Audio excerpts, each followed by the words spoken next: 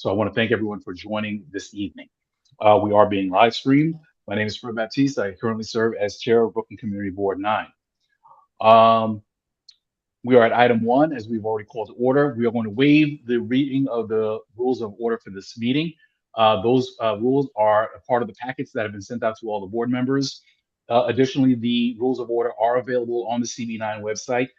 Part of what you're going to see this evening is that the format we utilize is that the board members are listed as panelists, and those members of the public will be as attendees.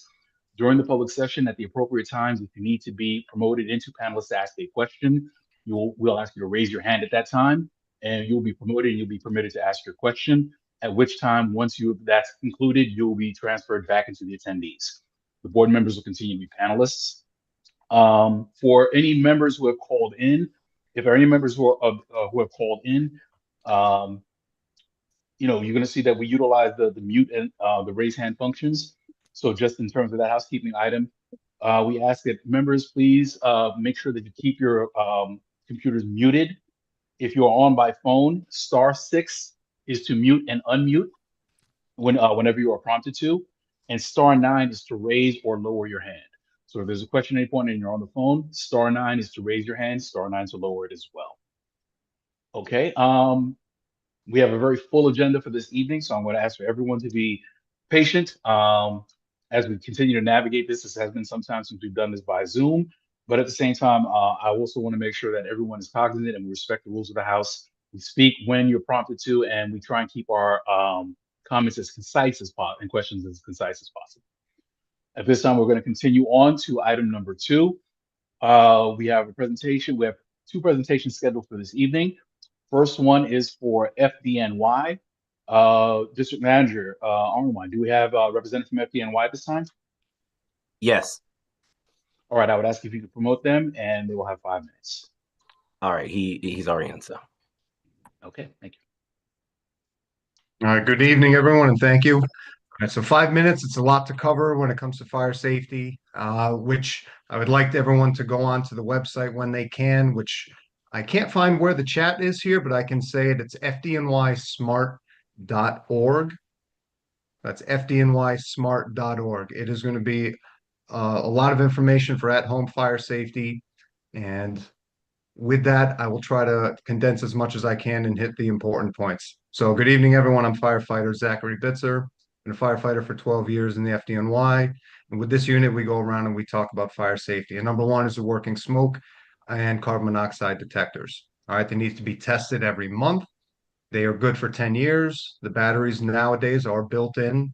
So, but if you do have an older one, less than 10 years old, but one that has the batteries inside it that you need to change, do it when you roll the clocks forward or back. It's a good reminder, twice a year. We're testing them once a month, one smoke detector in every bedroom at minimum, one carbon monoxide detector on every floor. All right. That is the minimum. So anywhere there's people living, if there's the basement or the attic, you need to have one in those spaces as well. And they're easy to test. You can click and hold that center button. It'll say test. It's up on the ceiling. Grab a broomstick, click and hold it. It'll run through that test cycle. If you click and hold it and it's silent, then you know there's something wrong with it and you need to replace it. Right? This is that early detection. A few wisps of smoke or just a little bit of carbon monoxide. Right? Carbon monoxide being the silent killer. It's a gas that you cannot smell, you cannot detect it. The only thing that will pick it up is this detector. All right. So one is not a replacement of the other. Make sure you have both. All right. We do have on that fdnysmart.org a link that is right at the top of the page. It's the first thing you'll see. It's called Get Alarmed NYC. And that's a program that the fire department and the Red Cross have been a part of. We come into your homes and install them completely free. We're not there to look at anything else. We're just there to install those. All right. So say you have 3 bedrooms, that's 3 smoke detectors and 1 carbon monoxide detector. Right. Sometimes they're in a combination unit like this one here, where it tests for both. All right. Leading causes of fire in the home. Number 1 is cooking. All right. Then electrical. Then you have smoking and candles and also lithium batteries. Right. We've seen lithium batteries a lot on the news the last few years. E-bike fires, right? People were bringing them into their buildings. They were using old batteries. They weren't keeping up with them. They weren't charging them properly in the right locations and using the wrong cords. Number of issues. Plus, they were stored right inside the entranceways into homes. So if there's a fire there, then that blocks your exit from getting out. So it's twice as bad. But with the cooking fires, right, stand by your pan. Okay, when you're in there cooking, you need to be present in that room. All right, you're going to notice if something's wrong and you can fix it right away. All right.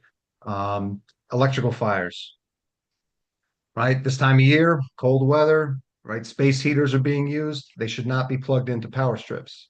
All right, these power strips are to save your electronics. It should be for your television, computer, laptop, a charger, and a light, right? Don't use those to plug in your blow dryers or curling irons or anything like that.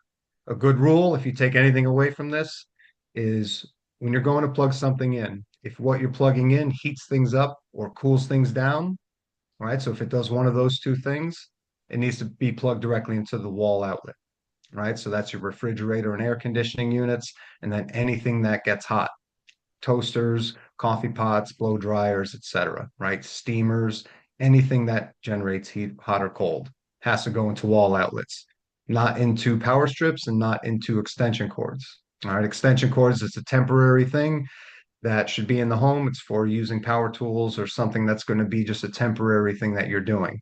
All right. And lastly, right, your candles, right? When it comes to the candles, it's better off getting the ones that have the lid.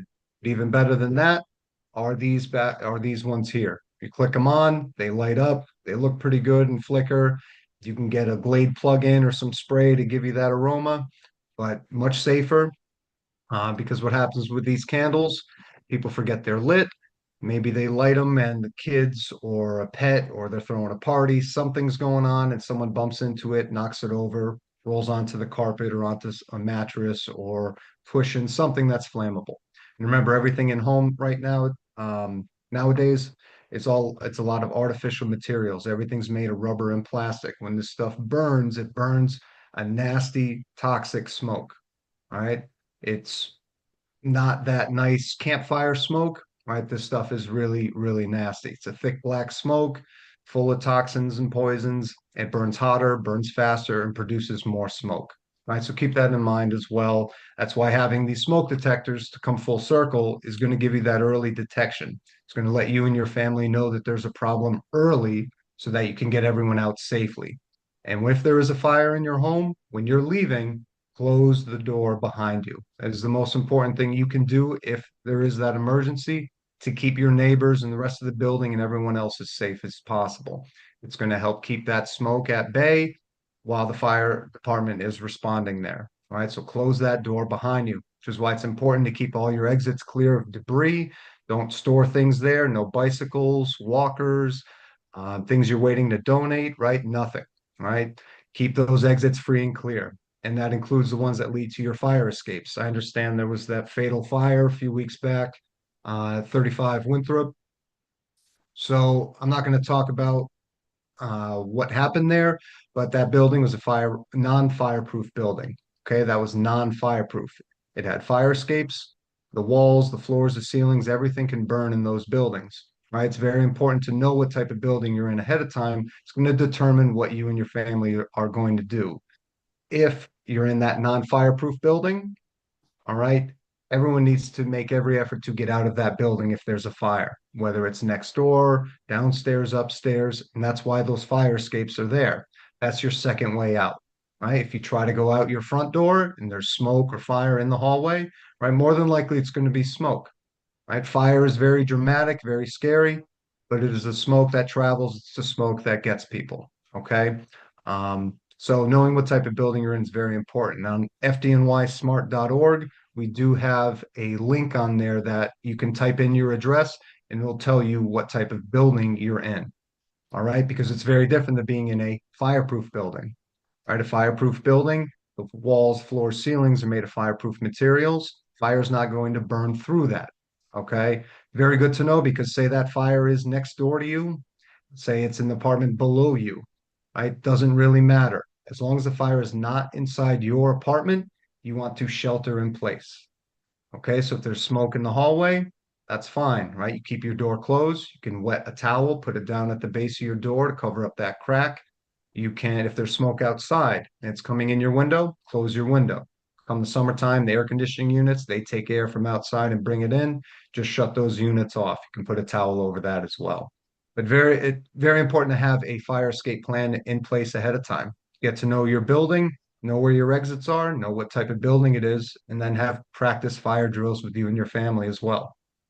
Just like the kids do them in school, building that muscle memory and going through those motions is very important. You may identify that that fire escape, that window doesn't open, right? They're older buildings, maybe it's wedged shut, it's taken damage from water damage, it's the wood has swollen, whatever the reason is, you can identify these things, you can address them and fix them ahead of time. All right. And fire extinguishers, right? If you're going to have one, an ABC extinguisher, you want to get these things from a Home Depot or a Lowe's. Same goes for your detectors or your electronics, power strips, any of these things. You want to get these from Home Depot or Lowe's. You're looking for that UL stamp that's on there. It's Underwriters Laboratories. That means that this item has been tested and it's been rated to a safe threshold. All right, that it can be legally sold on the shelves. Don't buy this stuff from the 99-cent store. You don't know what you're getting at those places. All right. I could go on and on. I know time is short. I'm probably gone over the 5 minutes, but take these things seriously. The winter time is it's a dangerous time of the year with these space heaters as well. It's the last thing I want to touch on. With these space heaters, put them at least 3 feet away from anything that is flammable. Okay, that includes furniture, mattresses, um, carpets, and rugs. Only run them when you're home and when you're awake. Don't run them when you're sleeping, right? Bundle up, get all those warm layers, warm up that room. But when you're done and you're getting ready for bed, you need to unplug it. Okay. It's better than using the off switch. Get into the habit of unplugging these things. Again, they should be plugged into the wall and don't use them if you're going to be sleeping or if you're leaving, right? If you're leaving the home, make sure to turn these off. Okay.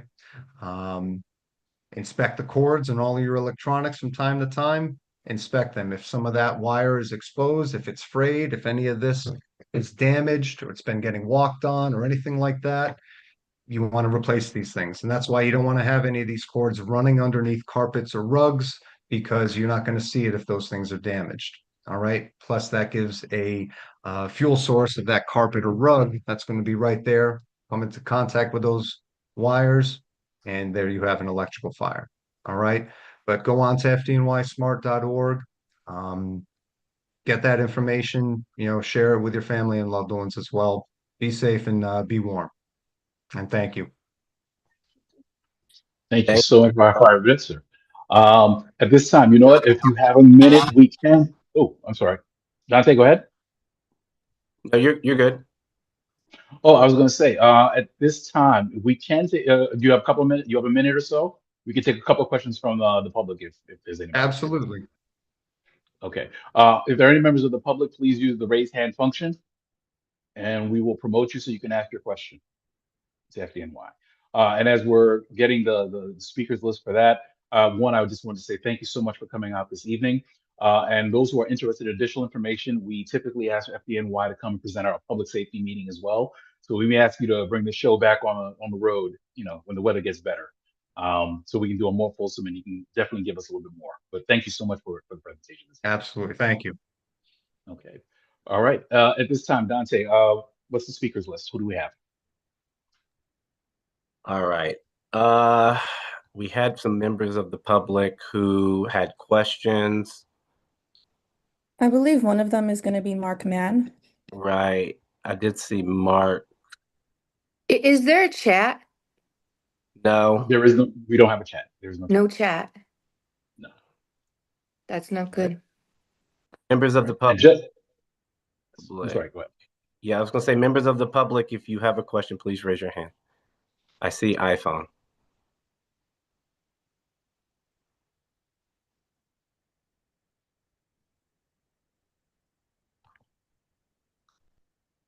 One second. We're going to see if iPhone. Okay.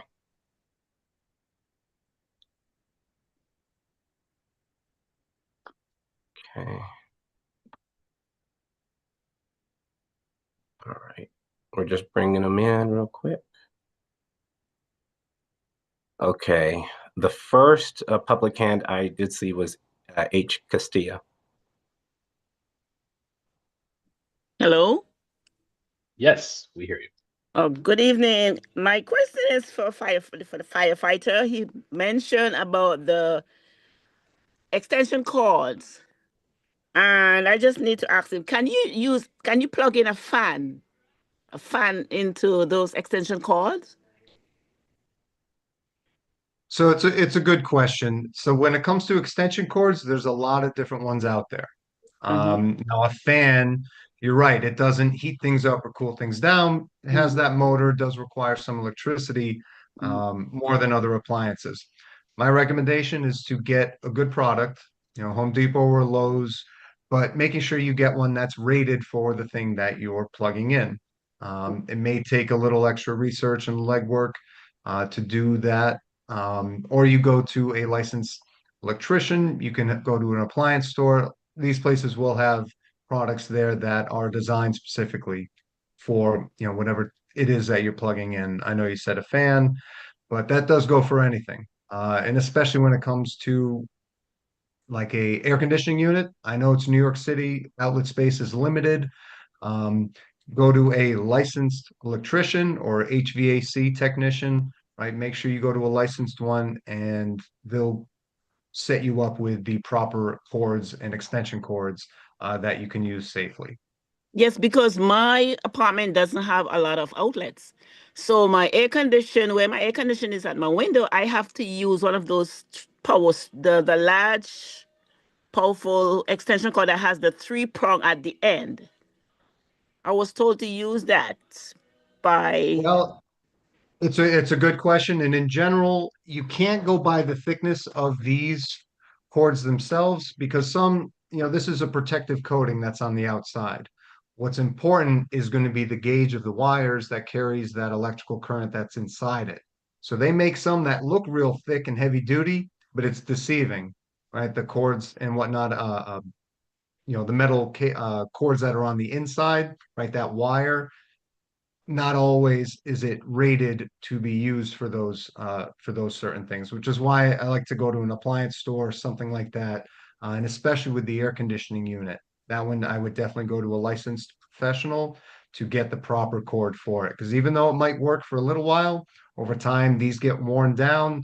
They're not designed to carry that much electricity, and it could be kind of that gamble, that ticking time bomb, right? It might work initially, but you never know when it might fail. Okay, thank you so much. You're welcome. Thank you. Thank you. All right. Dante, the next speaker is?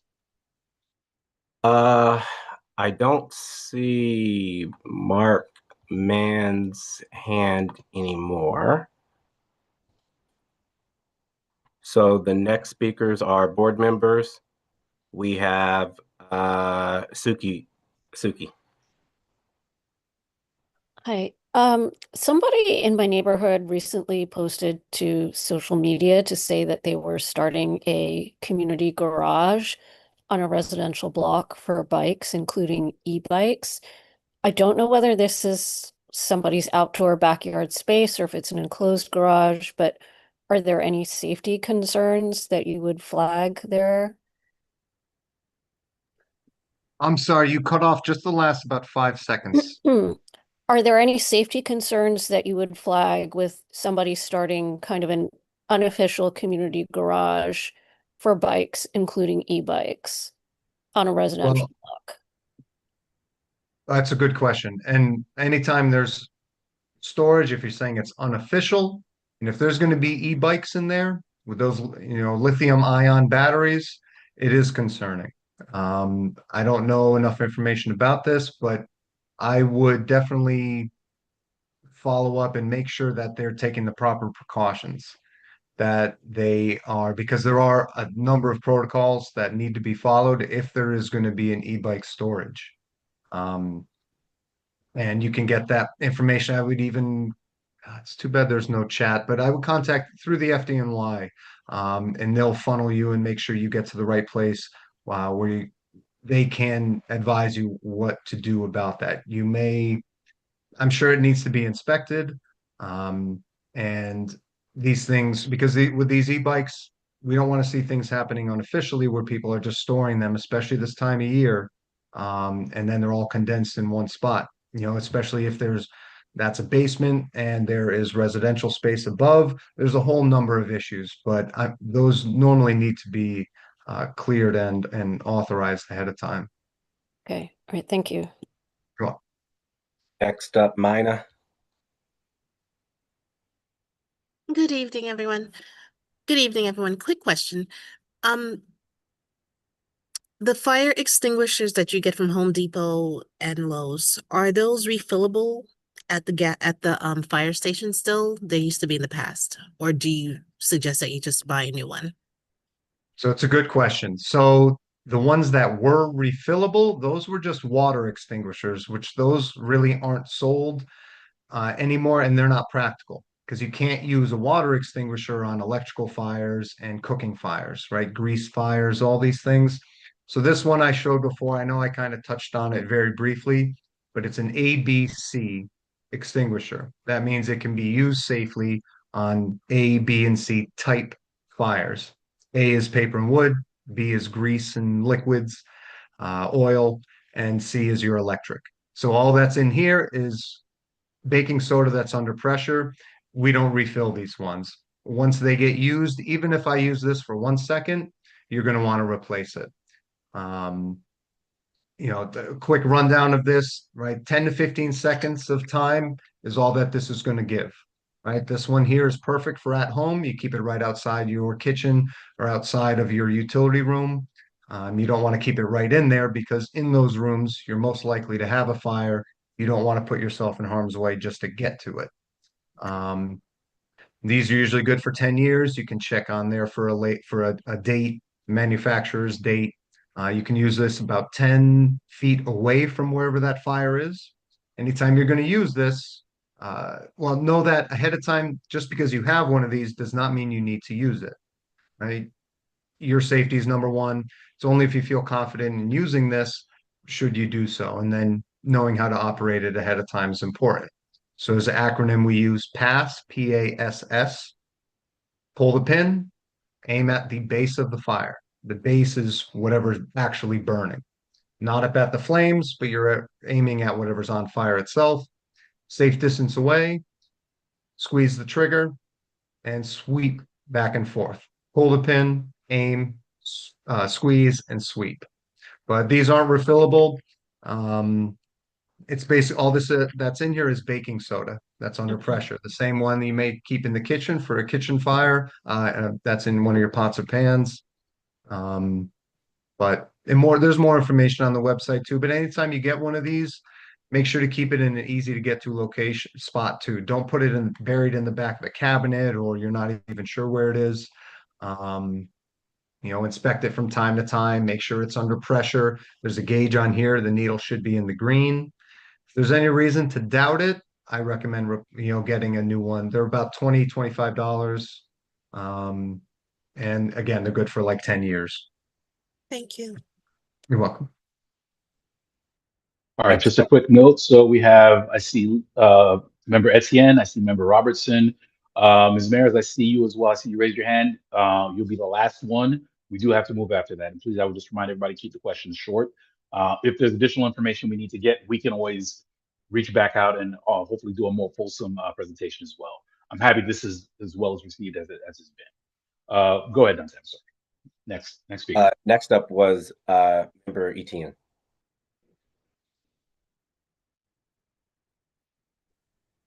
Hi, sorry, it took me time to get off mute. My question is what is the link again to get information if your building is fireproof? I missed it. Was it the firesafety.org or a different link? That's a good question. It is through fdnysmart.org. You can find it on there. But there's other ways you can find out as well. You can contact the managers of the building. Sometimes it'll be inside the lobby. They'll have it posted up inside there. It depends on what type of building it is, but a lot of times it'll be right there when you walk in. Or you can usually call 311 to get that information. And a couple quick indicators, if that building is, say, I'm going to say like 8, 9 stories or more, that building is going to be fireproof. Right? It's going to be a fireproof building. If the building has fire escapes, that building is non-fireproof. So it's kind of a quick shortcut for, say, 60, 70% of the buildings. But if you're not sure, or you really don't know, you can find out using those other ways. Thank you. You're welcome. Member Robertson was, Member Robertson was next. Hello, everyone. Good evening. Can you hear me? Good evening. Yes, we hear you. Okay. So I just wanted to ask, this is a Motion nightlight. Would you consider this safe just to leave in, or is there a specific brand that I should have? I can't say for certain. I mean, in general, I would look on the label. If it has the little UL, that's kind of what you're looking for. I don't know if I can maybe get this close. I If see it. anyone can see that. All right.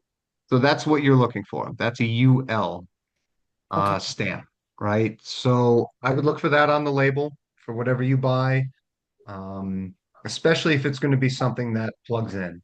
Right, that I Right. keep all night. Exactly. I'm sure, they're only good for so long. But you can leave that on. I'm quite certain. But I wouldn't overload it into, sometimes people, what they do is they take one of these power strips, right? They load it up, then they plug another one in. Then there's an extension cord in here, and all these things are, that's where it gets really dangerous. Okay, very good. Thank you. Oh, you're welcome. Last board member, Mayers. Hi, can you guys hear me? Yes. Okay, just had a question. I know you mentioned extension cords. I might have missed it, but does that apply to surge protectors? So yes, we kind of treat them the same. So surge protectors, also called power strips, right? In general, right, you're not going to be plugging in anything that heats things up or anything that cools things down, right? If anything that changes temperature, the reason is anything that changes temperature requires a lot of electricity to do it. So we don't want to have anything of that plugged into extension cords or power strips. Here I was thinking I was safeguarding my home with this really expensive surge protector, but this is good to know. Thank you. No, it's a good question. Unless it's a specific one that is rated for some of those things, which chances are, usually these things are there to protect your electronic devices from a power surge that's coming towards them.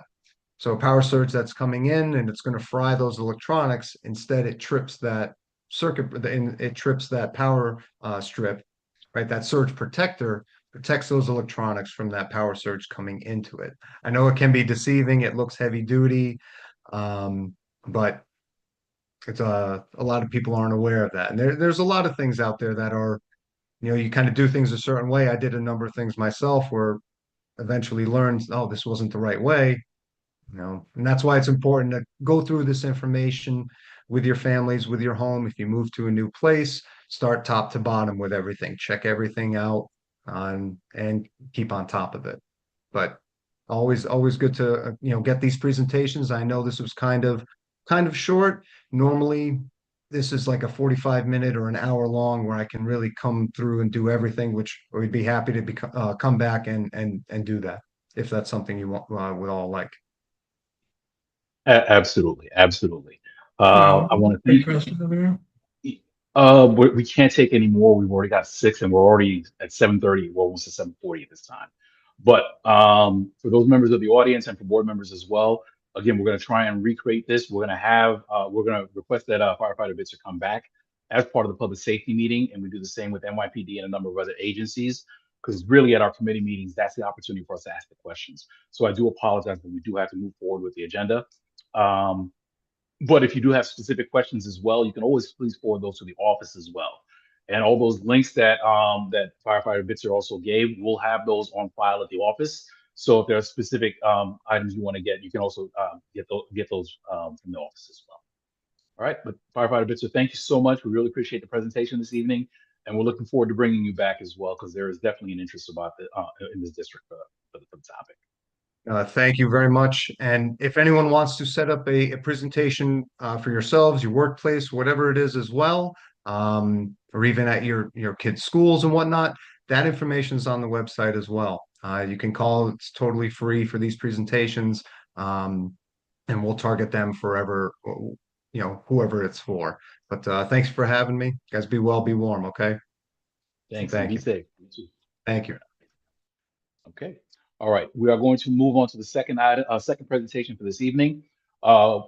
This evening, we're going to be considering a signing on to a bill that is in the assembly right now for the Kings County Cease and Desist Zone Act. At this time, we'll hear from a representative from the Office of New York State Assembly Member Stephanie Zinnerman. Do we have a representative on? Yes, Joshua is on from AM Zinnerman's office. Okay. All right. If you would tell us briefly the proposal and what you need for the board, you're requesting for the board to do. Yes, of course. Good evening, Chair and members of CB9. Can everybody hear me? Yes. We can. All right, beautiful. So my name is Joshua. I'm the Legislative Associate for Assemblymember Stephanie Zinnerman. We represent the 56th District in the Assembly, which is Bed-Stuy, and then the northern part of Crown Heights. Today, I'm bringing forth legislation that the Assembly member has introduced already. It would designate Kings County as a cease and desist zone, which would allow homeowners to opt into the program to stop aggressive real estate solicitation from happening, right? This would be including phone calls, as well as all the mails and fake mail checks that they send you in your inbox. Once enrolled, the real estate speculators and brokers are prohibited from contacting the homeowners with any of these offers to purchase their homes. Currently, Queens has had this protection since 1989, and we're simply doing this bill to give Brooklyn homeowners the exact same protections that Queens has. The overseer for this would be the Secretary of State, who would be tracking and keeping the list of homeowners in Brooklyn who opt into the program. And the Secretary of State is also the person who enforces penalties on any violations of these solicitations that might happen in the zones. We are asking Community Board 9 to do a sign-on letter in support of the bill so we can help get it passed through Assembly. All right, thank you very much. What we can do is at this time, for members of the public, we can take up to three questions. For board members, I would ask if we could hold our questions here. We will be discussing it when we get into the business session, so we allow the public to ask questions at this time. Are there any members of the public? Please use the raise hand function, and you'll be promoted into the panelists. All right, speakers list. I see Alicia Boyd, then Mark Mann. Hi, I'm a board member on the housing. Please stop taking me off of the panel list, please. There's no way for me to stay with you guys when I'm demoted. That's my question.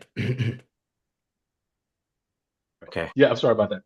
Thank you. Actually, the panelists are for the board members. Members. So the board members and those who are presenting, so who are speaking. So that's the reason why you're in the attendees. But if you No have a problem. question or there's, yeah.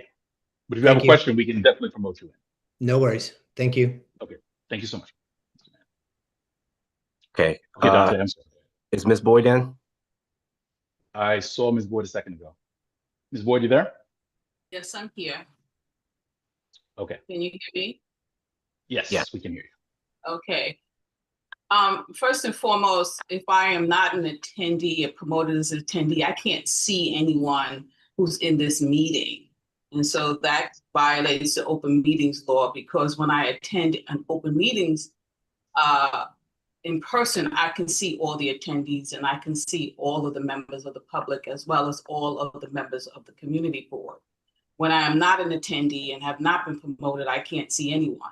Second, there is no chat, which is also a violation of open meetings law, because there's a lot of documents that presenters are trying to share with the public, and that is being denied the public the opportunity to see those documents and to review those documents that should be readily available to the public during an open meeting.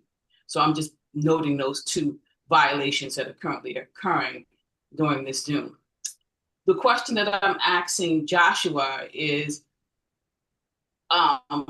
this only to the specific group that's in the surrounding area? So you have a perimeter of homeowners that you're asking to opt in, or is this widely available to any member of the public that resides within CV9? Thank you for your question. It's a great question. The bill would designate any resident or homeowner that is in the County of Kings, which I'm pretty sure is all of Brooklyn, if I'm not mistaken. I might be partially wrong, but I'm pretty sure every resident in Brooklyn would be able to opt into this program.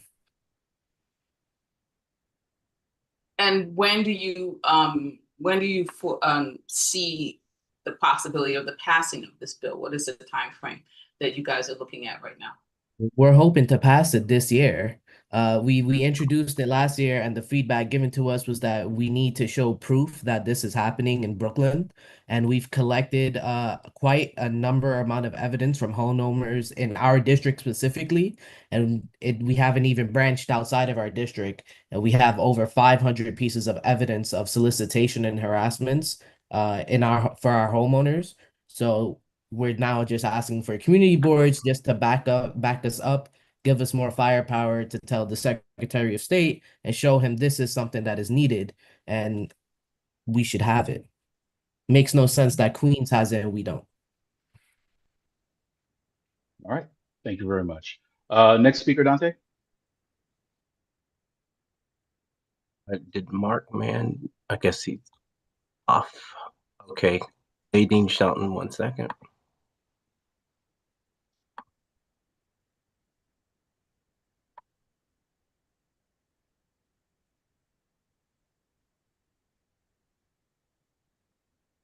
Nadine, Hello, can you hear me? we can. All right, wonderful. I'll turn my camera on momentarily. So I am oh, that is horribly out of focus. I don't know why. So I am a community member within the on Nostrand Avenue, and just wanted to know if that no zone or cease and desist zone act is up for community support. And is this a tool to combat deed theft? Because if so, I think I would certainly love to help make other community members aware of this. And just wondering what stage you're at and how I can support that. Oh, yes, of course. Thank you. Thank you for that. So, as I said, we introduced this legislation last year. And when doing that, we reached out to all tenant and block associations within the 56th Assembly District. And Nostrand Avenue, we did go to Nostrand Avenue and we asked, I believe we went around the neighborhood, but there is a certain section of Nostrand Avenue that is not in our Assembly District. So we did only our Assembly District lines. The homeowner section of Nostrand Avenue is a bit further down. But if you have any piece of evidence, whether it's a mail, whether it's an email, text message, you can send that to ad56@nyassembly.gov, and we'll happily tag it as evidence to share with the Secretary of State. And if you have neighbors and colleagues as well who receive these things, you can send it to us, or you can bring it down to our office and we'll make a photocopy of it, or we'll take the actual evidence if you don't want to keep it. Can you repeat that address, please? The email address? Yeah. Yes, it's ad56@nyassembly.gov. Thank you. Thank you. Okay, next up we had Sharoni Perry. I just have a question. Are you going to be doing announcements at the end of this meeting? Because I have an announcement. So I'm just trying to find that out. Oh, not. Because I called your office a couple of times today, but I didn't get anybody. Well, I'll tell you what, we'll take you during public commentary, which will be coming in the next section. So we'll take one Okay, in a few minutes. thank you. All right, no worries. Okay. So Next. Dante, just note Ms. Perry's name for public commentary. Okay. If you were, oh, there we go. Tyrone McDonald from NHS had a generation from the public. Yes, good evening, everyone. Tyrone McDonald from NHS Brooklyn. Now regarding the cease and desist bill, is there a bill number, and also is there a counterpart bill in the Senate being circulated? Yes, of course. Great question. Apologies for not stating the bill number earlier. The bill number is A5881. And the counterpart to that bill is going to be Senate Bill S6135, with the Senate sponsor being Senator Parker. Thank you very much. Sorry, could you repeat that number again, please? I'm sorry. Sure thing. The numbers are actually on the agenda. Yeah, they're actually on the agenda. Okay. Okay.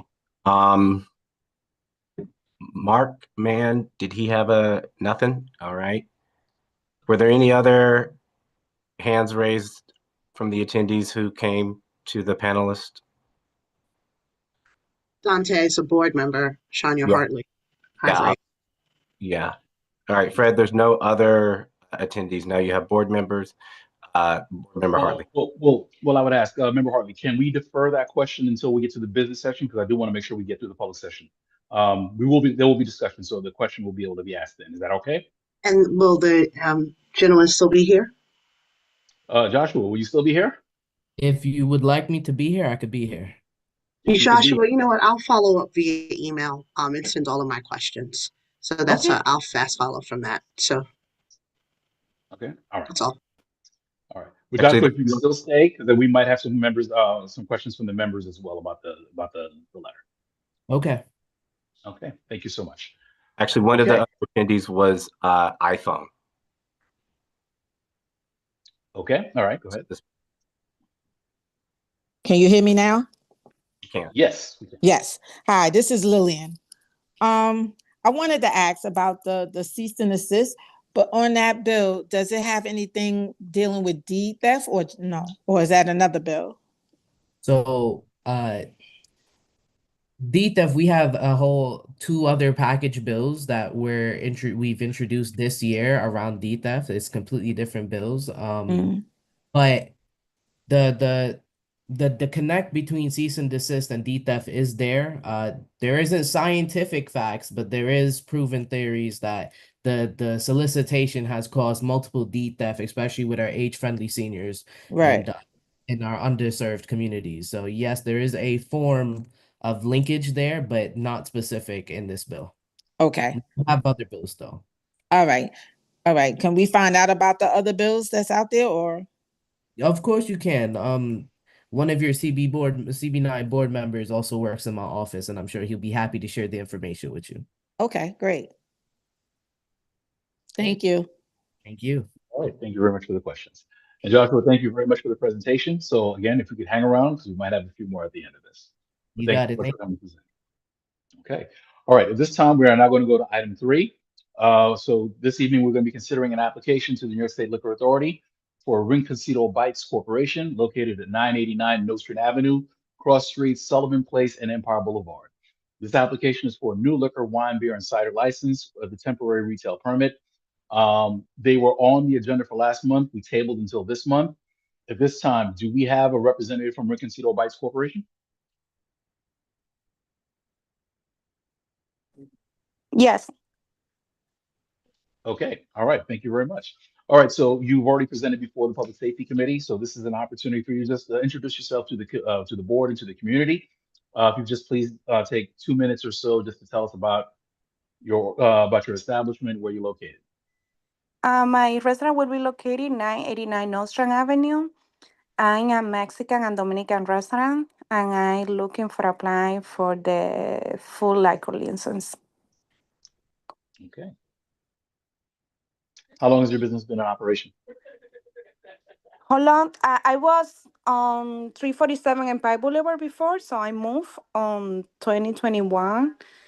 So it will be 2 months maybe. It will be open in 2 months. Okay.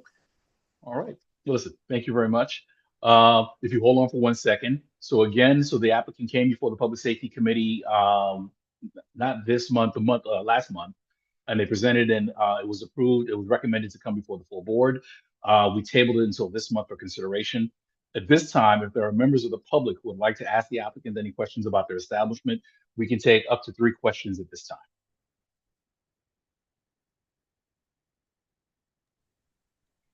I see Ms. Okay, Boyd. allow another moment.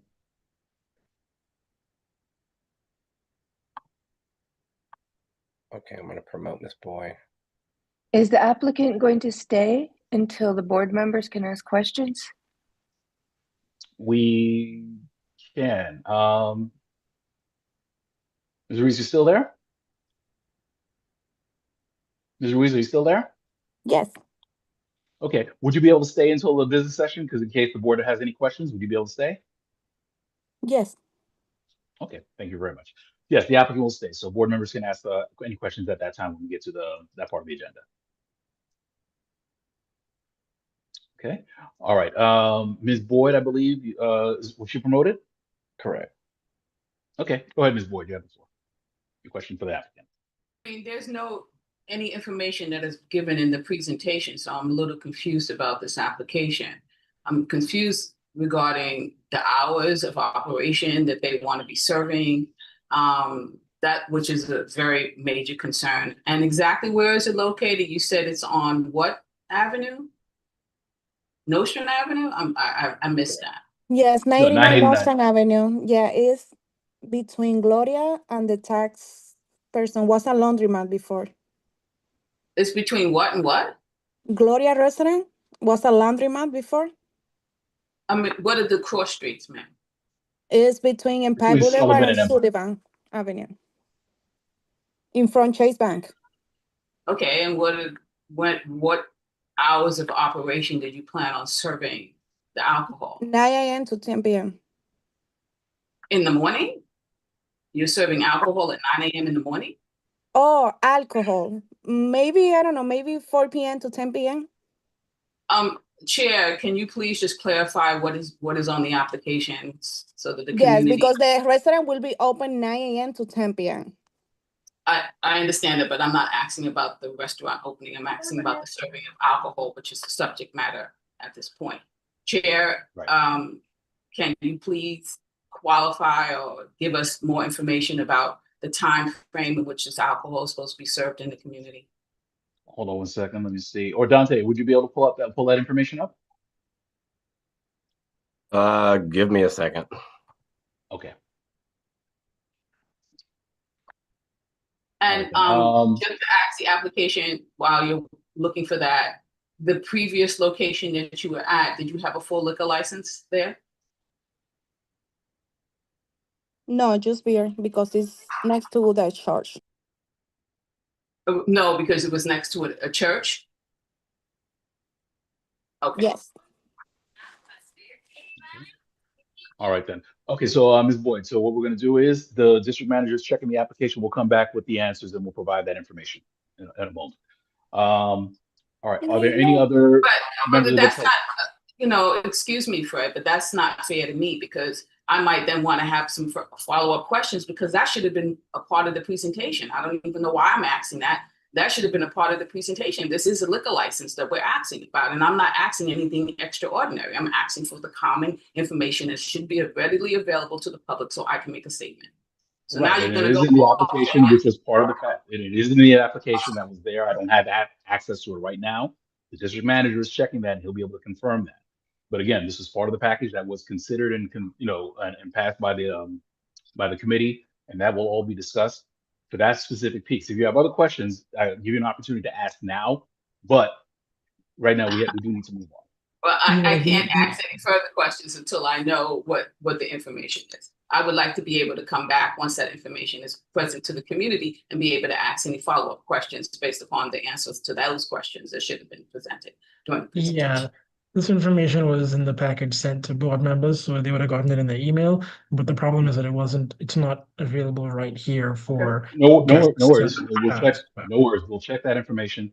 Ms. Boyd, after we find that and we publicize that, if you have another question after that, we will promote you back and you can ask the question. Okay. Fred, as someone who's on the SLA committee, and I was there when they were there, because I believe she wasn't here last month, so this took place 2 months ago. I believe this was in our January session. I believe the time frame was 12 until 10. Okay, we'll confirm that. Dante's going to confirm that right now. Thank you for that. And once it's confirmed, we'll allow Ms. Boyd to ask the question if there's a follow-up to that. Okay, so Dante, was there anybody else who had a question with regards to this applicant? I'm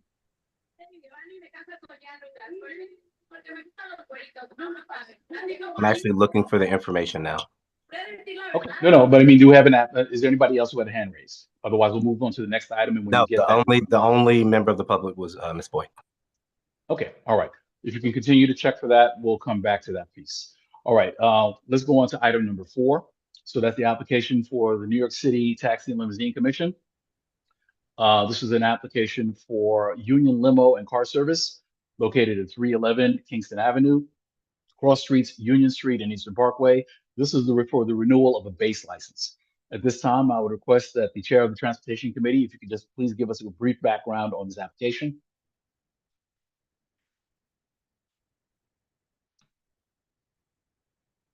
And that will be me. Hello, folks. Good evening. Let me just share my screen really quickly so I can actually show the piece of information that came with this. All right. So, yeah, this was the application for the TLC base license. It was an entity called Union Limo and Car Service. They're located on Kingston Avenue, 311 Kingston Avenue, and they operate from 7 a.m. to 8 p.m. They've been in operation for about 3-4 years, and the Transportation Committee and I went over this with the applicant in the room, and they confirmed that all their vehicles were TLC licensed and insured. They comply with DOT curbside regulations. They don't have any outstanding violations right now. They also follow anti-idling regulations, as well as ADA accessibility rules. And overall, they've had a minimal impact on traffic flow and pedestrian concerns. Further, the applicant outlined that the issue they're currently facing is competition with Uber and Lyft and other prominent rideshare companies, because generally a lot of these businesses, they do a lot of different tactics, most of which may be competition on price, and a lot of other types of situations where they would like to compete by offering drivers, a better way to keep them off their wages, as well as to just overall compete against algorithmic pricing.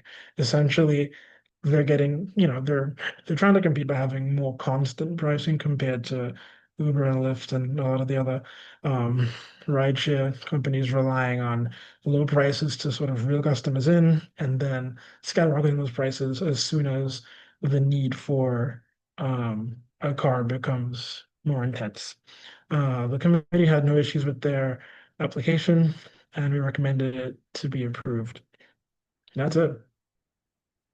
I will take questions. Okay, thank you very much. At this time, are there any members of the public who have any questions with respect to the application, the TLC application in front of us?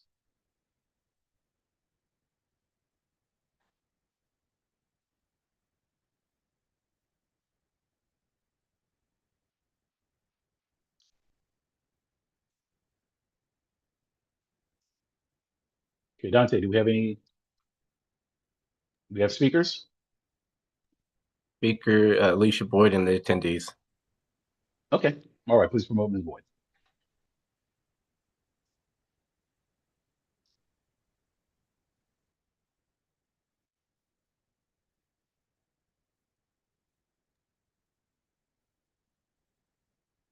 All right, she's promoted. I just wanted to ask you, you noted that there was no outstanding violations for them. Did they provide any documentation that supports that position, or did you just go upon the renewal questionnaire when you're making your decision of approval? You went by the questionnaire, but I also did a background check afterwards. Did not find anything. And what source did you check when you did the background? I mean, I checked TLC's background data. They have a database where you can search by taxi basis. And I also did a quick NYPD complaint search. I didn't find any results for Union Limo and Car Service. Okay, thank you. You're welcome. All right, thank you very much. I know any other questions from the attendees, Dante? Nope, that was the only hand. Okay, all right. Then. So So this, one quick note, just as a small attention to detail, I think we should at some point change this checklist because having them, check no for no violation is a bit of a double negative and it can be confusing. okay, duly noted. Thank you very much. Okay, all right then. So we are now going to move on to item 5 on the agenda. This is the application to New York City Landmarks Commission for 195 Maple Street, between Rogers Avenue. This is to legalize the modification of a front retaining wall planter. This was received by the Housing Committee, I believe.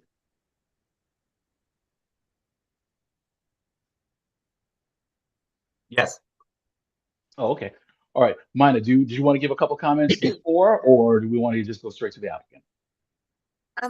Just a few notes. The applicant came to the housing meeting on February 7th. He indicated that the changes have already been made on his property, and he was cited after the changes were made because he didn't know that he had to ask for excuse me, ask for approval before making the changes. The changes have been approved by the housing committee because they are not significant at all.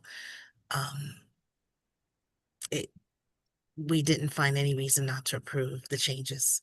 And we do note that, yes, he should have came or requested approval before, but because the changes are reflective of everything that's already there in the neighborhood, it's something that would have been missed by anyone. So, okay, we're good. All right. Thank you very much. Is the applicant here this evening as well? Yeah, hi, that's me. Yeah. Okay. All right. If you could just take a couple of minutes just to tell us about the changes that were made and the reason why you're here before the board. Yeah, I was cited for, I think it was an area wall modification. Essentially, the concrete around in the front of the house was broken. And we had a contractor come and repair it. And at that point, he asked if we wanted to essentially level it out so that it would not be sloped down. And that was all the houses around us were leveled out. So we said, sure, make it match all the other houses around us. Originally it was sloped, and in other words, that there was a planter that was not level. And when you have a planter that's not level, dirt will roll into the street. You got water runoff into the sidewalk, and it just made sense to level it off like all the other houses had done around us. And so we did that, and then we received the citation from Landmarks saying that, I mean, we thought that we were correcting some modification that didn't make any sense because all the other houses were different, and we just wanted to match them. But in fact, I guess all of them had also done a modification that at one point would have been illegal. But maybe some of them were before, some of them were after Landmarks designation. So I don't know. Okay. Basically, we raised the wall the slope was probably a 10-inch slope. And so the wall was raised 10 inches in the front of the house in order to level it off. So the planter was level. Okay. All right. Thank you very much for that. At this time, we will take a couple of questions from members. We can take up to 3 questions from members of the public. For board members, if I could ask, if we can hold off on those questions, we will entertain those when we get to the public session, to the business session, and we'll be able to ask the applicant questions, clarifying questions about the application. Dante, do we have any members of the public who have questions at this time? Boyd. Okay, please promote Ms. Boyd. All right. She's been promoted, so she should be in. Again, the public does not have access to this application. It's not, there is no chat, so we can't look at it. So you're just basically making decisions or attempting to make a decision on an application that we can't actually see for ourselves. So I just want to note that on the record, which is a violation of the open meetings law. I'm going to screen share so folks can see it. It's a lot to scroll through, but I'm going to scroll through it. That should have been done during the presentation. So it's important, you know, you guys are acting like you want to hear from the public, but then you're not providing us with the proper information for us. Ms. Boyd, this is Mia. Just very quickly, I just emailed you the link on our website where all the documents are posted for this evening. So Thank all you, of the, Ms. right, aren't all of the documents already underneath the general council meeting on the calendar on the They're website? on our website. Yeah, Ms. And Boyd, I that's sent you usually, the you link. place that usually at least 2 to 3 business days in advance to the meeting, right? Board Yeah, members they're get there that. now. Board members get that though. People Right, who but, are Board but members usually, receive even when but I'm the on On the the public website. site, has access to the on the link. actual All right, listen. website, it's there, right? Yes. Okay. Thank you, Ms. Okay, let's Hartley. come back. Let's come back to order. Ms. Boyd, if you the materials are available, you can look at the link. Did you have a specific question about the application at this time? First and foremost, that is incorrect as far as it being available on the public website, but that's besides the point. The open meetings law doesn't talk about that. It talks about the fact that I should be able to come to a meeting and be able to see the documents that are being discussed and voted upon as an attendee. Like this information should But be available. if you're coming via Zoom, then you have to use the, you have to digital Order of the platform. day. Hold on, Order of because the we're day. holding up meetings. No, Ms. If you're Hartley. No, coming, we are, Ms. Hartley. Ms. Boyd, your question specifically, aside from your OML objection, what is your question with respect to the application? Well, I just have a statement. If this person had gotten a citation from this property for this change, that means is that the landmark preservation does believe that it is an important violation. The landmarks preservation is an agency that's supposed to ensure that the exterior of a property is not changed without their permission and oversight. And what we constantly see from the community is that after they get caught, quote unquote, then they come to the community board asking for an exception to the rule. And this is now becoming a pattern. Every time we see a landmark application, it's not because they are doing what they're supposed to do initially from the beginning, but it's because they get caught. When is CB9 going to start to demand from the public and from the owners that you can't wait until you get cited, that you must know the law? I mean, this is your property. Stop acting like you don't understand that you can't make any exterior changes without the permission of the landmarks, because that's clear, that's the rule. And start insisting that the landmarks preservation guidelines are enforced. Instead, we keep allowing them to get caught, citation happens, come to the community board says it's okay, they can do it. And now what's happening is more and more of these applications are being cited, landmarks are citing more of these egregious behaviors, and now that's coming in front of the community board. So my question is, when is the housing committee going to set up a proper procedure or policy that, you know, that these owners have to ask for permission for any changes that they make into the exterior of their property, regardless how minor they think it is? That's my question, so that we're not constantly dealing with citations and then the asking after the citation. And that is something, your question is taken, and that is something that the housing committee can consider in terms of there is a proposal for some kind of guideline in terms of whether they're not going to permit it anymore. At this time, for LPC, there is an opportunity for the owner to cure it, either to cure it by having it changed or by changing it back to whatever it originally was. But the question in front of the board at this time is the board okay with making the change at this time? And that's what we'll be considering in the public session. Okay, thank you very much, Ms. Boyd. All right, Dante, are there any other questions? No other attendees had questions. Okay, thank you very much. All right, so sir, we're going to be considering this during the public session. Would you be able to hang on until we get to the public session, into the business session? In case there are any other questions? Sure, absolutely. Thank you very much, appreciate it. Okay, so at this time, we are now going to go on to, bring up my list here. Okay, we're going to go into the acknowledgements, but before we do that, I did have the one piece with respect to Ms. Boyd, your question with regards to Rinconcito. When the committee considered their application, they had indicated on their application their hours of operation, which were from 11 a.m. to 9 p.m. for Mondays through Thursdays, and 11 a.m. to 11 p.m.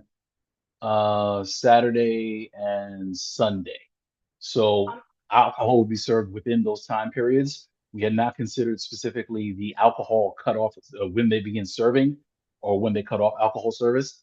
That's typically not what's been asked on our questionnaire, but the committee voted on those. That was the information that was provided on the application when the committee considered it, and that's what was voted on.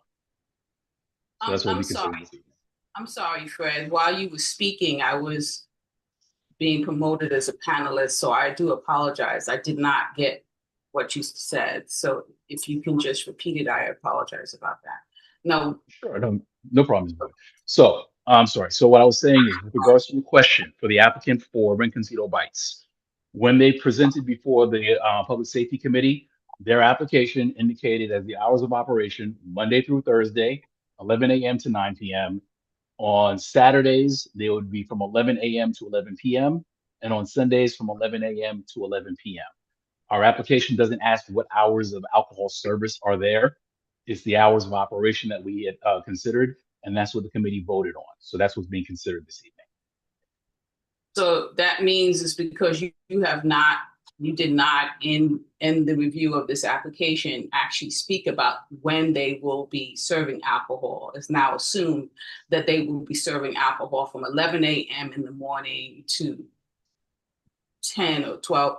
And I believe that that is an error. I think that the committee should have considered the times of service of alcohol. I'm surprised that the committee has not discussed what is appropriate for this community. I think 11 a.m. in the morning is too early in the morning for alcohol to be served, especially as especially during school hours, because we know that a lot of children come out of school or always passing on Nostrand Avenue. The tons of children that are going to the train stations, to the buses. I know I see it all the time because I live right in that vicinity. And why should they be allowed to serve alcohol at 11 a.m.? I believe that the committee and the community board should at least discuss when the time is appropriate. And I believe she's talked about 4 p.m., so she didn't seem to think that would be a problem. She was under the impression it was 4 p.m., and I think that you guys should consider changing that to make the hours of service of alcohol to be 4 p.m. after school hours and not before. Thank you. Duly noted, and we can consider that as a stipulation when we get to the session. But thank you for the comment on that. Okay. All right. Okay, I'm sorry. So let's go now to the next item we have is acknowledgements. At this time, Dante, who do we have signed up for acknowledgements? This is public comment. Sorry. Yes, public comment. Let's go. Okay. So we have Helen Coe. All right. And as a reminder, public commentary is for 30 minutes maximum. All speakers are limited to 3 minutes. So please make sure you stay within the 3-minute time frame. Ms. Coe, I'm sorry. Go ahead. You have. I'll let you know at 1 minute. Just okay. Okay. I wanted to thank Community Board 9 for considering the resolution that you are considering tonight, which is to, in support of an investigation into Mount Prospect Park skate facility project. I'm representing Friends of Mount Prospect Park. We are trying to protect a historic, much beloved site, which is eligible for the National Register of Historic Places. I'll just be very brief because I know you're going to vote on this.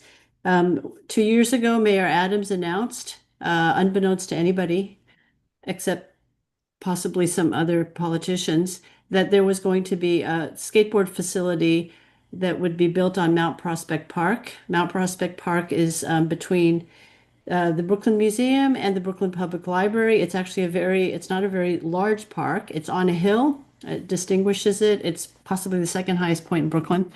And it's a beautiful park that was WPA designed and for recreation and meditation. And the skateboard project would like to create a 40,000 square foot skateboard arena, and that is regional, according to their own calculation, regional competition size skateboard park. This is one of 4 skateboard parks being proposed. Skateboard arenas being proposed in New York City, but the only one that is being slated for actually a green space. The others are already paved over, and the only one that is being objected to by the community. So you might ask why? Why not put a skateboard facility in this park? There are many reasons why, but what I would say is that from the very beginning, there's been a lot of obfuscation and false claims and assertions made. First of all, the community was never engaged. This administration, Mamdani administration, is encouraging genuine community engagement. We were simply told that this was going to happen. There was a public meeting in which we were not actually allowed to speak except by lottery. The politicians spoke to us.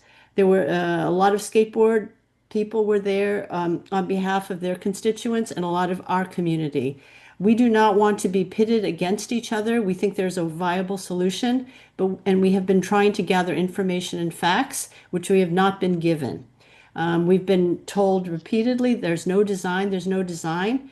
And I hope that the Community Board 9 will note this. A design is actually being dropped on March 3rd in Community Board 8. We don't understand why Community Board 9 is not involved, because the park seems to fall in between. We're grateful that you're becoming more engaged, and we would like you to be more engaged. So what are the problems with this park? 10 seconds. 10 seconds. Oh, the problem with the park. Okay. Obfuscation and false claims. It's also a very dangerous site, actually, for the park, according to the skateboard people. The ramp going up and the stairs going down are ripe for skateboarders to use. If they wipe out, they'll go into Eastern Parkway. The trees are 100 years old. They'll drop they themselves call them danger pebbles. They'll be wiped out. And obviously climate change. If you pave over green space, which unfortunately skateboard parks are paving over, the temperatures are going to rise at least 13%. You can look up all the information. We're also next to the Brooklyn Public Library, which has a cooling center. So for all these reasons, we do not want this. We are demanding that there be an investigation. Why are our FOIL requests being denied? Why will no politician speak to us? Why is Community Board 35 not engaged in this process? Why was this approved in Community Board 39 and hoisted on our community? And adopt a park rules, one of the big demands is that indemnification, if there's any harms or death, which things will happen, and also that the sponsor put up funds commensurate with the project. The sponsor has put up 0 funds. We, the taxpayers, are paying $11 million to pay for this park. The sponsor is simply giving in-kind design. So for all of these reasons, none of this really makes sense. We're grateful to Community Board 9 for taking it up. We hope you'll become more engaged. And it should be a community-led project. And we've never been involved, our community. Time. Thank you for letting me go over. And thank you very much for taking this up on our behalf. No, thank you very much, Ms. Coe. Okay. All right, Dante, next speaker. Okay.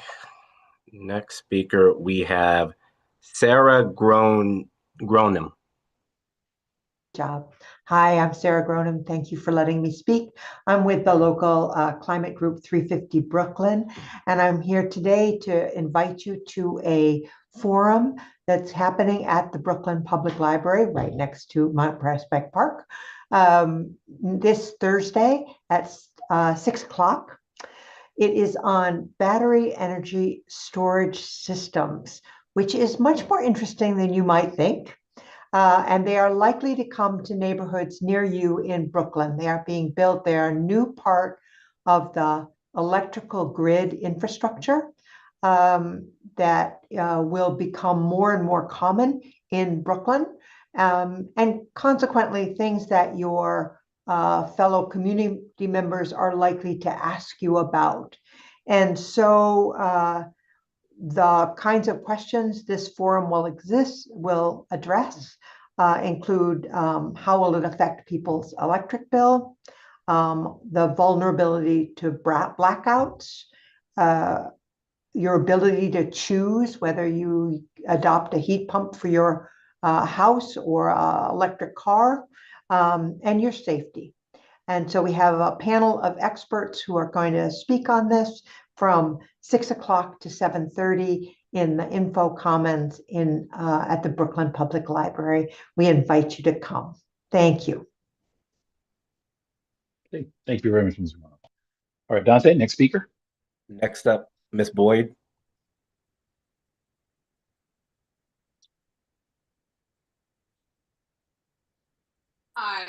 I already came to the community board and discussed the fact that there is a serious toxic site at 7399 Empire Boulevard.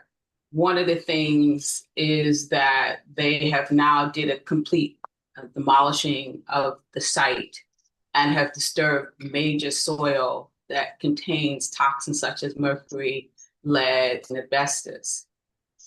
The concern is that when a member of the community board went to the environmental committee to ask that the community board write a letter and seeking information about this toxic site, that was ignored by the chair of the Environmental Protection Committee.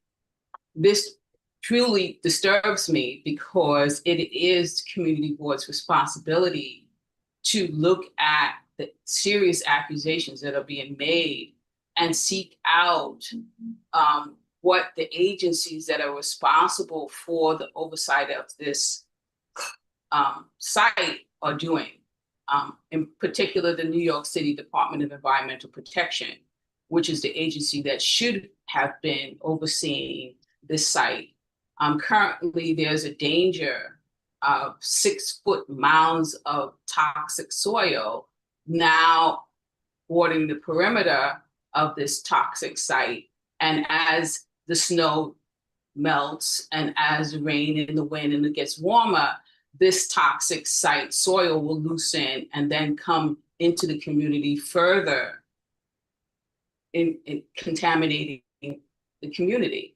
What does the community have to do in order for CB9 to take this issue seriously and acts officially? I'm not talking about behind closed doors. You know, behind closed doors communication does not work. I'm talking about official requests by the community board to reach out to the city Department of Environmental Protection and say, hey, we have a toxic site. They have not completed a swap with the stormwater protection plan that should have been in place so that when all of this soil is running, that it goes and gets catched into the catch basins in our community and not into our streets and our sidewalks. So my question is when is the Environmental Protection Committee going to address this issue and take it seriously and actually create a letter of inquiry to the Department of Environmental Protection to find out exactly what they're doing about this toxic site, which is affecting the people who live in the neighborhood and the community and the people who visit. So I'm just asking that this issue be put forth to the general board and direction be given to the Environmental Protection Committee to go back, create a letter of inquiry, right, to DEP so that they can begin an official investigation of the site and then report back to the community board on the issues that will be raised at that committee. Thank you. I hope that that question will be asked during the business session and that the community board give the Environmental Protection Committee some directions on the issue. Thank you. Thank you, Ms. Boyd. Okay, Dante, next speaker.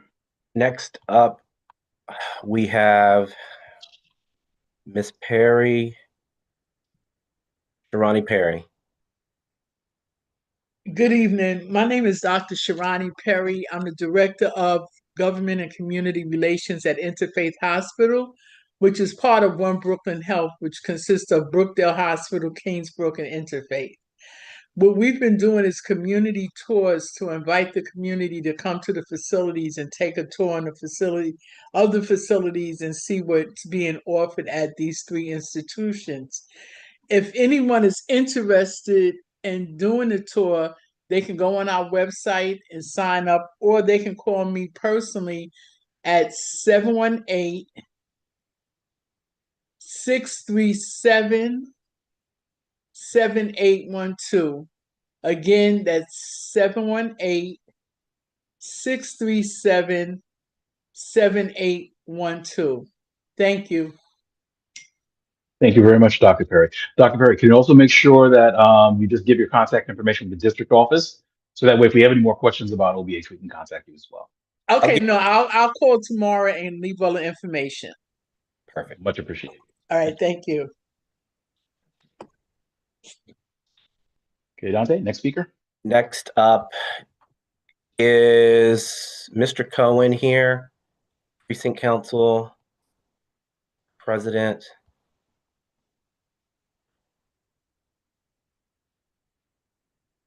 What about Orrin Bailey, EMTs?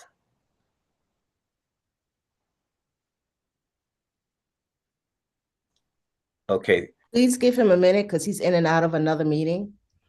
Mr. Owen, President Owen.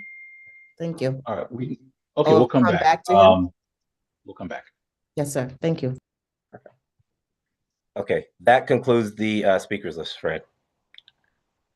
Oh, okay. All right. Here's what we'll do. We'll allow for him to come back. Actually, it might even be more appropriate because we're going to go into acknowledgements. We'll give them a little bit of time when we get to acknowledgements. Very good. So that exhausts. Okay. Does that exhaust the speakers list for public commentary? I see Tyrone McDonald. Yeah, thank you. Thank you for giving me the courtesy. I greatly appreciate it. I just got a few announcements. I won't be long. This is Tyrone McDonald from Neighborhood Housing Services of Brooklyn. This Thursday, February the 26th, Neighborhood Housing Services will be hosting a lunch and learn at the Flatbush Library at 22 Linden Boulevard on Linden and Flatbush from 12 p.m. to 2 p.m. The discussion is going to be on blood pressure, what the numbers mean, how to reduce them. And also we'll distribute some housing resources as well. Once again, that's going to be this Thursday, February the 26th. From 12 p.m. to 2 p.m. at the Flatbush Library at 22 Linden Boulevard. Next week, Tuesday, March the 3rd, from 5 p.m. to 7:30, Council Member Farrah Louis is actually having a property tax exemption. I guess it's an open house. So if you want to sign up for any property tax exemptions, also, if you want to challenge your notice of property value, the Department of Finance is going to be there. NHS is going to be there. Once again, it's going to be on Tuesday, March the 3rd, from 5 p.m. to 7:30. And the location is going to be at the YMCA, which is at 1401 Flatbush Avenue, and that's on Flatbush and Rogers. And then lastly, on Thursday, on March the 5th, NHS will be hosting a tenant rights webinar. It's going to talk about vouchers, what to do if you're behind on your utilities, your rent, and so forth. That's going to be on Thursday, March the 5th, from 6 to 7:30. You know, we have DSS, we have Canva, we'll be there and so forth. And that's going to be a webinar. You can just go to our website at nhsbrooklyn.org. Brooklyn is spelled out, nhsbrooklyn.org, and all the events are listed there. Thank you. Thank you very much as always, Mr. McDonald. Appreciate you. Okay, and you have flyers for all these events too. Can you send those to the district office? Sure. Yeah, I actually did so. I can do it again, but I usually do it on a monthly basis. Yeah. No, I know you're good. I know you're good. I was just saying. Sure. Thank you so much. Appreciate it. Okay. All right then. Okay. So with that concludes our public commentary. I want to thank all the speakers. The public commentary is a critical portion for us here at the board. We don't always know what we don't know, and we look forward to the commentary to inform other aspects of the viewpoints or other issues that are happening in the community. So we encourage this, and we always ask that you please keep coming back and let us know what's going on. It informs the actions of the board and helps us to decide what things are necessary and critical that we need to be addressing. I would ask for anybody who had resources information to always please make sure to send those things to the district office as well, so that way they can include that as part of the weekly e-blast that goes out on Fridays. All right, so at this time, we are now going to go to acknowledgements. Dante, who do we have? Okay, just go down the list here. I see Isaiah Dawson from ED 57, Assembly Member, Sioux Front Forest's office. Hi, good evening, everyone. Thanks for coming. I wish I could see all the participants who are here, but otherwise, yes, my name is Isaiah. I'm the new community liaison for Assemblymember Ferris Sioux Front Forest. Our district covers parts of Crown Heights, Bed-Stuy, which I live in Bed-Stuy myself, Fort Greene, and Clinton Hill. I'm here primarily tonight to listen, to gauge the interest of the community. As far as our district priorities, we take housing rights and tenants' rights very seriously. I work on constituent casework. So if you're having any issues with things like heating, it's very cold right now. I encourage you to talk to your landlord or file a 311 complaint. I'm happy to elevate those with the city and help you out with that. I also help with like unemployment issues and things of the like. So please feel free to reach out to me. I know there's no chat for me to drop my contact information, but if you go to nyassembly.gov, again, nyassembly.gov, it's pretty easy to find our office's contact information, my own, on our website. Thank you so much, everyone. Have a good night. Thank you so much. All right, you know, and maybe it makes it easier. I would ask if all representatives from elected officials or other offices, would you raise your hand so that way it will make it easier for the district manager to identify you and we can recognize you at this time. Okay, next up, we have Portia Edwards, Senator Myri's office. Hi, good afternoon, everyone. I'm Portia. I'm the district director for State Senator Zona Myri's office, just coming to bring greetings to you guys. Just wanted to give a few updates. Last week, we had our Black History Month event, and that was at Weeksville. It was an amazing event. We did a screening of the Medgar Evers movie. It was very well attended. We had a panel discussion before the movie started, and was able to answer a few more questions after. It was last week, and so we just thank everyone who came out to that event, and we appreciate the effort by all of the panelists to speak to the community about the life of Medgar Evers and everything, all of the accomplishments that he was able to gain while he was here on this earth. Upcoming, I'm going to share my screen. Is that okay? Do I have permission to share my screen, Dante? Sure.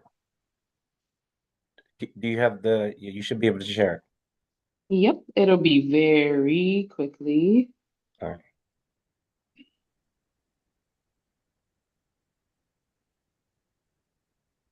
Can you see it? No. Okay, hold on. Oh, while I'm waiting on that, while I'm working on me, I can start to talk about it. So we are having our, in March, we are doing our all-girls basketball clinic. That will be on March 21st. Yes, that will be on Saturday, March 21st from 10:30 to 1:30 p.m. at the Brooklyn Basketball Training Center, in partnership with Brooklyn Basketball and Dunker's Delight, who are also our sponsors. We're super excited about this. We started a basketball clinic in 2021, I believe, and we've done one every single year since then. It is always very well attended. We've been backed by the Brooklyn Nets.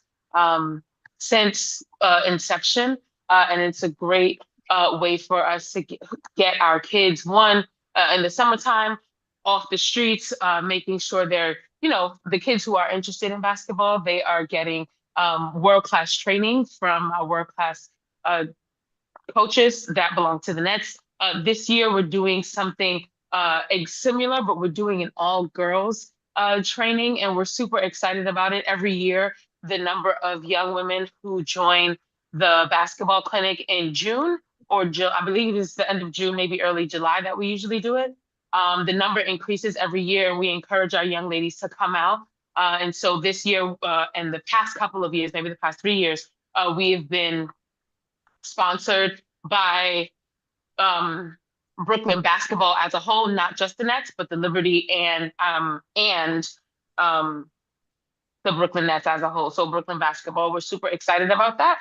If you know anyone who's interested, please feel free to reach out to our office. We'll have registration open within the coming days. So if you know anyone, any organizations that cater to young women, we would love to, invite them to partner as well. I'm going to give the office number and my email address. So if you know anyone that is interested in joining, or if you know a young lady that is interested in participating, we welcome them with open arms. Please have them reach out to the office so that we can get them all set up and registered. The office number is 718-284-4700. My email address is P like Peter Edwards.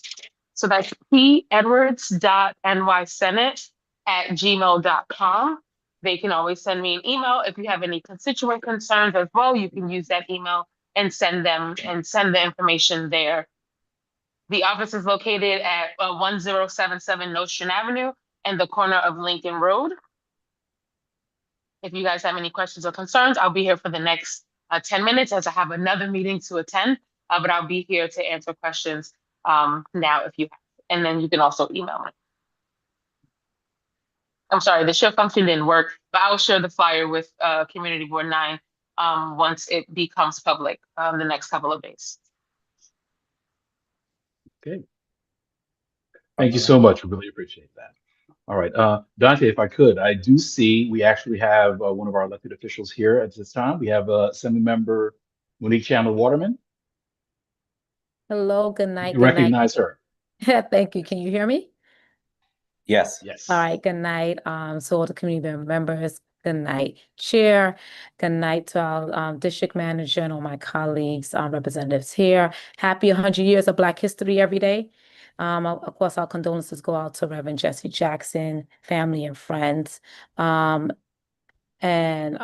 just wanted to make sure that you know that the state electeds, myself and the assembly and the senators from January to June, we're in Albany. So you may not see us as much, but no, we have lovely representatives from our office that come on to give you information. I have Jennifer Richardson that normally attends these meetings. I also want to give a big shout out to EAV, the youth, the volunteers who support almost 200 older adults between January and this month's snow removal. We were praying for the families that did lose some of their loved ones due to shoveling snow. So we want to make sure that people remain safe and use these services we have. And if you're not able-bodied, please don't go out. If you're of a certain age, please do not go out. It feels fine until things happen. So condolences to Philbert Cole's family who passed away in January after shoveling snow. We have a quick public safety update. There was not a fatal, but a stabbing of a teenager to a school safety agent a block away from a junior high school.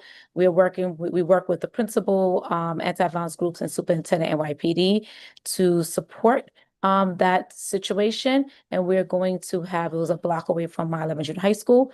And the principal is going to do a town hall of public safety as a shared responsibility with the community. But we're going to, in the meantime, on March 21st at 1 p.m., 5909 Beverly Road at my 11th junior high school, we're going to host our monthly Vital Voice community meeting to give updates on what we're doing in the office, but also to support our youth with entrepreneurship, workforce development, job fairs. Just one of the solutions to public safety. Adults are also welcome. We're going to have our state and federal agencies be there in support. Just letting everybody know, I am not, and most of my colleagues, we are not in support of the property taxes being increased. There was a letter written, we met with the mayor.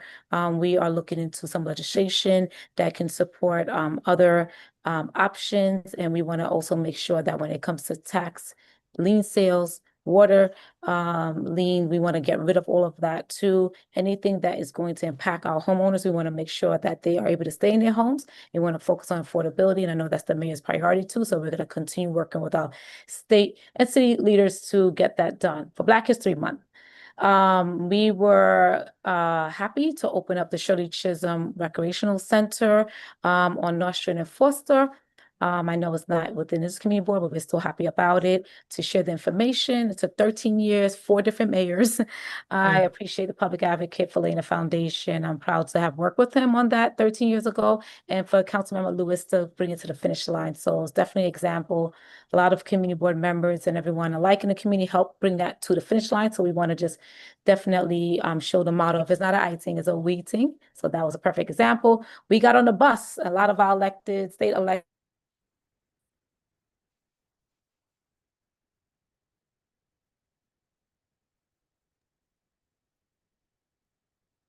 Ooh, do we lose the assembly member? Yeah, it looks like something might have disconnected. Ooh, okay. All right. All right, I'll tell you what. Let's move on in the interest of let's move. And if she's able to come back on, we'll reconnect her. We'll let her complete our comments. But in the spirit of, we have representatives who are here in the flesh, the virtual flesh. I see our district leader for the 43rd, Michelle Teje. Hi there. Good evening, Chair, and good evening to the manager, Mr. Atwine. Thank you very much for this opportunity. Good evening to all the members and residents here in Community Board 9. Just 2 quick things, if I could. We're getting ready to roll into, as you all know, this is where we're in the beginnings of the election cycle for the primaries. And the next opportunities we have now is petition signing. So I would just ask for everyone's grace as you see people with the green sheets asking for your signature. This allows for people to be on the ballot. It doesn't mean that you're voting for them at that time. That would be on June 23rd at the primary. So if you're able to provide your information on the signature for them, especially if it's representing your candidate or people who you want to support, that would be fantastic. And then the second thing I'll share right quick, I'm not sure if we have anyone else from the 43rd on, but our Assembly Member Brian Cunningham, along with Crystal Hudson, NYC Brooklyn Community Board 8, Crown Heights North Association, the local Department Corps of Crown Heights, and LES Ecology Center are sponsoring a free electronics and textiles recycling collection event that is going to be Saturday, February 28th, 2026, from 10 a.m. to 2 p.m., rain or shine. And the location is Sterling Place parking lot. That's between Kingston Avenue and Brooklyn Avenue. And that's behind 1055 St. John's Place in Crown Heights. Things that you can bring for electronics or your TVs, your monitors, your small servers, your hard drives, your satellite boxes, video game consoles. Things that fit for textiles are clothing, towels, curtains, and bedding. clean rags, and then accessories. They have shoes as a picture there. Not accepted are air conditioners, appliances, batteries, or light bulbs or ballasts. So thank you very much for your time. Please, safety to all in this weather. Be careful at the curbs. Although it looks like it's a liquid, some of it might be ice below. So when you put your foot down, you might slide. So please be careful at these curbs. Thank you for the time. Thank you so much, Leader TJ. All right. Let's see. I see a hand up. I see we have a representative from Assemblymember Brian Cunningham's office. Hello, everyone. It's good to see everyone. My name is Aomi Styling. Hi, Michelle. Cheers. I serve as Director of Community Affairs and Constituent Services to the Assemblymember Brian Cunningham. Lifting what Ms. Michelle just said about the event on the 28th. Also on the 26th, we are in partnership with Lasante Health and Ife Tayo Cultural Academy for our Black History Month event. It is a panel. There will be light refreshments as well. So we encourage you to come and engage and just to talk about public safety and civic engagement and civic education and how you can continue to be involved in your community and beyond. So that's all we have to say. Our office is open. It is open between 10 a.m. to 5 p.m. Sometimes I'm here a little late. If you have any questions or concerns, please feel free to call us. It's 718-771-3105. And my email is aaomi@nyamcunningham.com. Thank you. Thank you so much. All right. At this time, we also have a representative from Councilmember Mealy's office.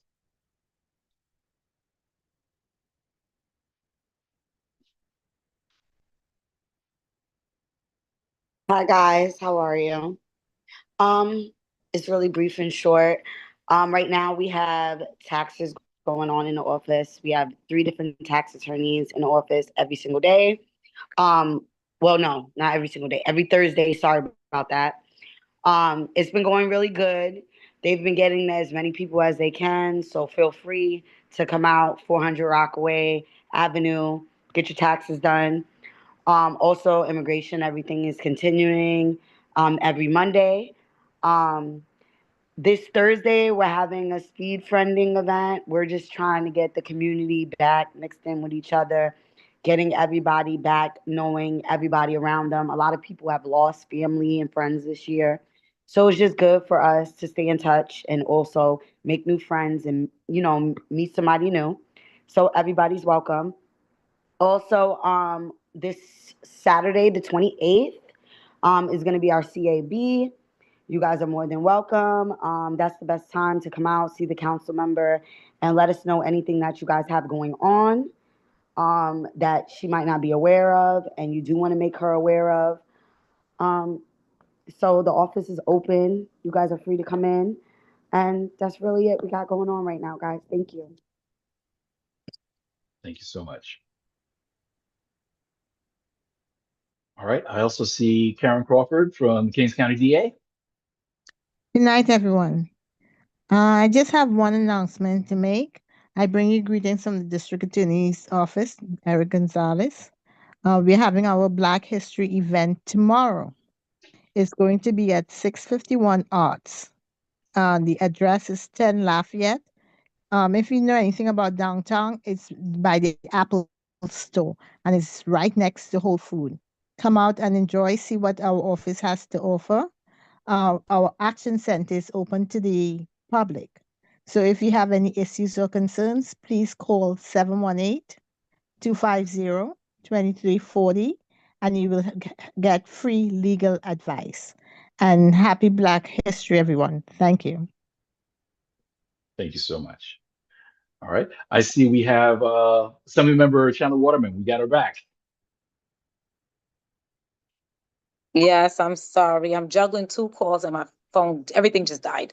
I just wanted to just wrap up by saying we were able to take 110 community members to Association Weekend, Black, Puerto Rican, Hispanic, Asian Association weekend in Albany, New York. That was replaced of our Vital Voice meeting. So we were able to do workshops from public safety to mental health to expand our community schools and dealing with climate as well. So we just wanted to thank everybody who was able to come. And we also did a tour with the youth of the Assembly Chambers. So we definitely we'll have another opportunity to get on the bus for free in June when we do our roundtable discussion about mental health and public safety, reducing gun violence.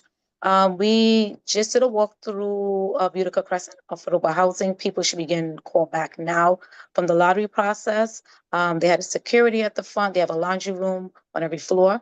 They have a gym and fitness center. They have a youth room, a children's room, a hangout room.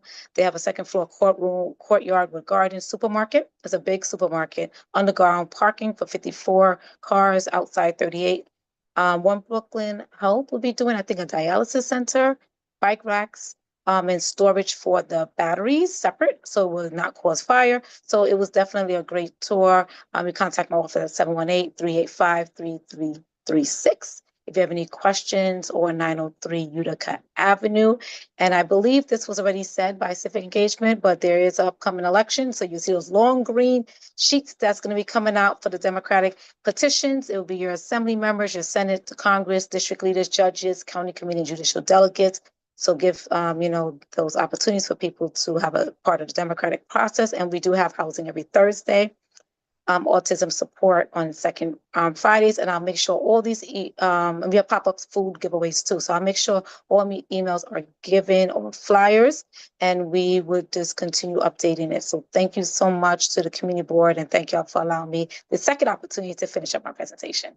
Thank you, and I have to jump on another meeting. So thank you so much. My team should be on. Thank you so much for joining. Thank you so much for joining us this evening. Okay, do we have Mr. Cohen from 71st Precinct Council?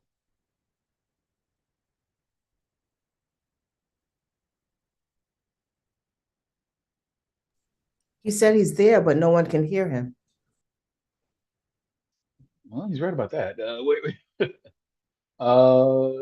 Is he in the, did he get promoted? Raise your hand.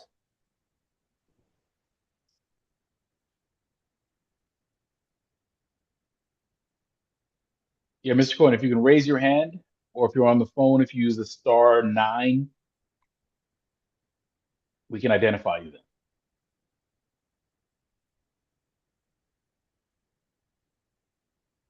87 people on here? Yeah. I have nobody talking. Yeah. All right. Okay. So, Mr. Cohen, if you can just try and find the raise hand function, or again, if you're on the phone, use *9. That'll do the raise hand for you if you're on a phone. We'll try and come back to you as soon as we can locate you. But let's move on, just in the interest of time. Do we have any other representatives? I thought I saw, is Ms. Lipkin on from IDCC? I am here. Thank you so much. I've been trying to, anyway, I just want to ask from Karen Crawford from DA's office, did she say what time that event is? It's 6 to 8. Oh, excellent. Thank you so much. You're welcome. Greetings, everybody. I hope everybody's, thank God we survived another snowstorm, and I think we're better for the wear, like city's looking a lot better, thank God. So I'm from IDCC, for those of you who know me, Interborough Development Consultation Center. We do mental health, both psychiatry, therapy. We have peer services, we have casework. And I just wanted to emphasize tonight that one of our demographics are people that have been hospitalized. So, if you come across anybody that in your daily, life that you hear they ended up being in the hospital because of mental health issues, we are an office that, available for people, that we have services. And as I said, a lot of, it's a wraparound services with not just the therapy and the psychiatry, but also the case management, which is very, very important, because a lot of people who have mental health just from stress of not having a job, can't pay their rent, behind in their rent. So it's really it's like a hub where we can really take care of many needs at once. The other demographic that we are looking to serve are people from the justice system, anyone who's been in prison. Again, especially elected officials, if you come across people like that, please send them to us, because that is why Connect was really created. So I haven't emphasized it so much in the past, but thank you for the opportunity to do so tonight. I appreciate. Everybody have a great rest of the month. Thank you, and happy Black History Month. Thank you. Thank you so much, Ms. Licker. All right, Dante, we need help. Who else do we have? That's all the hands that were raised. I'm here too, guys. Katrina from the Office of Brooklyn Borough President, Antonio Reynoso. I did raise my hand. I'm sorry. Hi, Chair. How you doing? Go ahead. Good, The floor thank is you. yours, please. Thank you so much. So just a couple of announcements, and I'll be sharing flyers with Community Board 9. In 2025, President Trump and Congress imposed stricter work requirements for many SNAP recipients. There will be flyers that will be shared to see what eligibility guidelines might affect you and others in your community, and how to take action and to keep your benefits. In addition, there'll be a Teen Summit call for workshops on February 27th. Again, a flyer will be shared. Educators, mentors, and community leaders are invited to submit workshop proposals for an upcoming Teen Summit hosted by BP Reynoso's Youth Advisory Council. Again, I'll be sharing the flyer with Community Board 9, and please apply by February 27th. There will also be a Lunar New Year celebration, February 27th. I'll also be sharing a flyer. You can join us as we celebrate the Year of the Horse with an evening of culture, community, and tradition. The celebration kicks off at 6 p.m. at Brooklyn Borough Hall. Again, I'll be sharing flyers. And also, there'll be an upcoming event on March the 3rd, Envisioning Low Traffic Neighborhoods. Again, sharing flyers. Join us for a panel exploring strategies for safe, quiet, healthy neighborhoods across Brooklyn. The panel will run from 6 p.m. to 7:30 p.m. at Borough Hall. Again, we'll be sharing flyers. We'll have another event on March the 11th for seniors. NYC Department for the Aging is having a hiring hall. NYC Department for the Aging is inviting older adults to connect with employers and assess job search tools and career support resources at the second annual Talent Connect Hiring Hall. Network with organizations that value experience and experience for mature talent. The event will run from 12 p.m. to 3 p.m. at Brooklyn Public Library, the Central Branch. Again, I'll be sharing flyers. We still are running our free tax preparation until April the 8th. It's happening now until April the 8th. Any eligible New Yorkers can access free tax filing services provided by IRS certified volunteers at Borough Hall. Appointments are available Mondays and Wednesdays from 10 p.m. to 4 p.m. I'll be sharing flyers. We don't accept walk-ins. And I'll be, again, sharing flyers with CB9. And then last but not least, the Office of Brooklyn Borough President Reynoso will be hosting a ULURP hearing every second Wednesday of the month. Further information will be on the flyer shared, and members of the public may participate in person at Borough Hall or online. The website will be on the flyers that I'm sharing with CB9. And that's about it. What was the date of the senior job fair? Let me just scroll back up, please. One moment. That will be March the 11th. And it will run from 12 p.m. to 3 p.m. at Brooklyn Public Library, the Central Branch. Thank you. Thank you. Thank you, Chair. Thank you so much for for coming this evening. Appreciate it. Thank you. Okay. All right. Last call. Any representatives? Okay, hearing none, I just want to say thank you so much to all the representatives and the elected officials who showed up this evening. We thank you for the news and the resources you share with the community and for your partnership. Thank you for your support as well. Okay, thanks so much. All right, Thank you and with so that much. we conclude. All right, and with that we concluded our public session. We are now going to go into the business session. Madam Secretary. Yes, sir. Second. All right. The floor is yours. Please do your thing. Let's call the roll. Okay, 1 minute. Let me get it together. Got it. Oh, 1 minute. Let me just. Oh, hold on. Actually, while you're preparing that, the members of the board, okay, listen, we need to make sure that you are there. You need to answer for the roll call. If you are a member of the board, if you are the attendees, you need to be promoted into the panelists. You need to be a panelist because that's how we catch votes as well. All right, so just that housekeeping item, you need to make sure you raise your hand if you are in the attendees. You need to be in because that is how we're also counting the votes. All right. You ready? Yes. Okay, let's go. Adu Makabir. Nicholas Almanar. Present. Fred Baptiste. Present. Solan Benjamin. Present. Catherine Bertucello. Gat. Joanna Carr.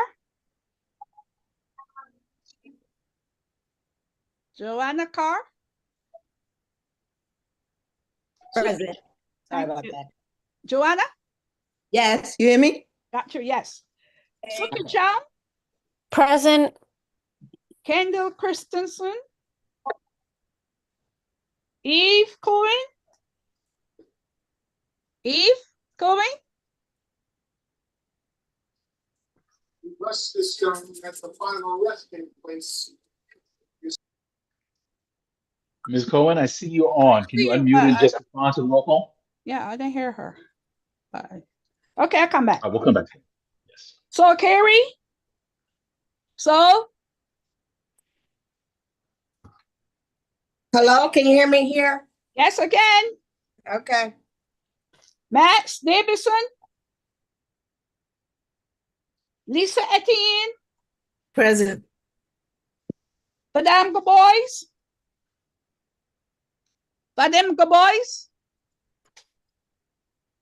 Bishop Gonzalez. Here. Got you. Shauna Hartley. Present. Rob Herbert. Rod Herbert's here. Drew Johnson. Drew Johnson. I thought I saw him. Okay, I'll come back. Joseph Olney.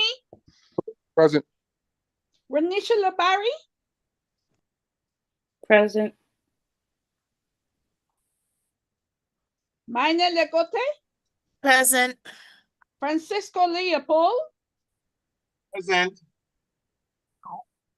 Christian Leboy. Present. Andrew Magnus. Present. Latrine Movana. Present. Marcia Maxwell.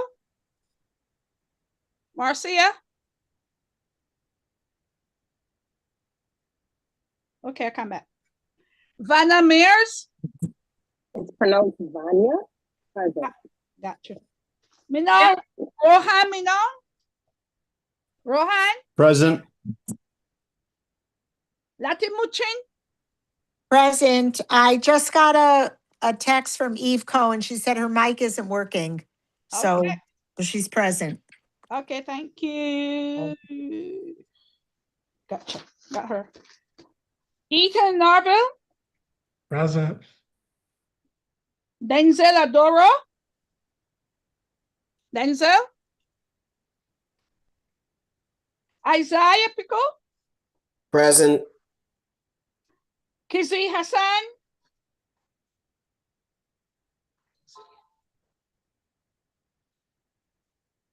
Vanessa. Got you. Present. Felice Robertson. Present. Benny Rosenberger. Present. Melissa Sevier.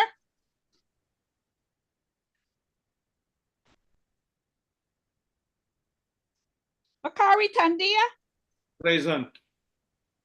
Joshua Thomas Arana. Present. Abigail Tim.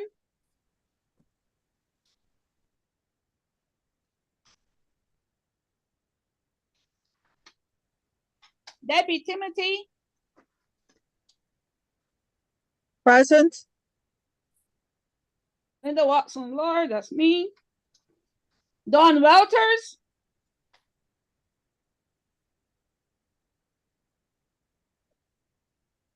Teresa Westerdahl, Present. Joyce Williams, Present. Lorianne Woolsey, Present. Here. got you. Steve Zelter. Present. Okay, hold on 1 minute. Let me go over. Marcia Maxwell is present. Okay, Marcia, hold on. Gotcha. Thank you. Right. As we said, are there any members who did not hear their name or did not respond to the previous call?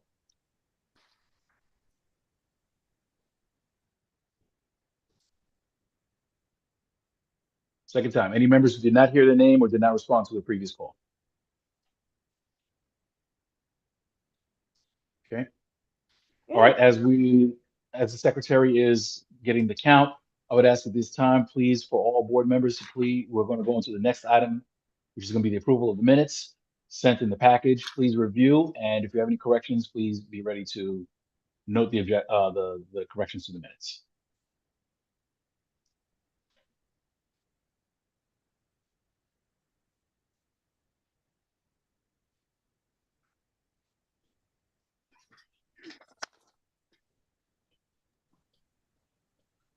Mr. Chair, Yes, Madam Secretary. 35 members present. We've got a quorum. Hearing 35 members present, we have a quorum. We are now going to go on to the next item on the agenda, which is going to be the approval of the February 2026 General Board meeting minutes. The minutes were sent as part of the package. At this time, are there any corrections to be made to the minutes?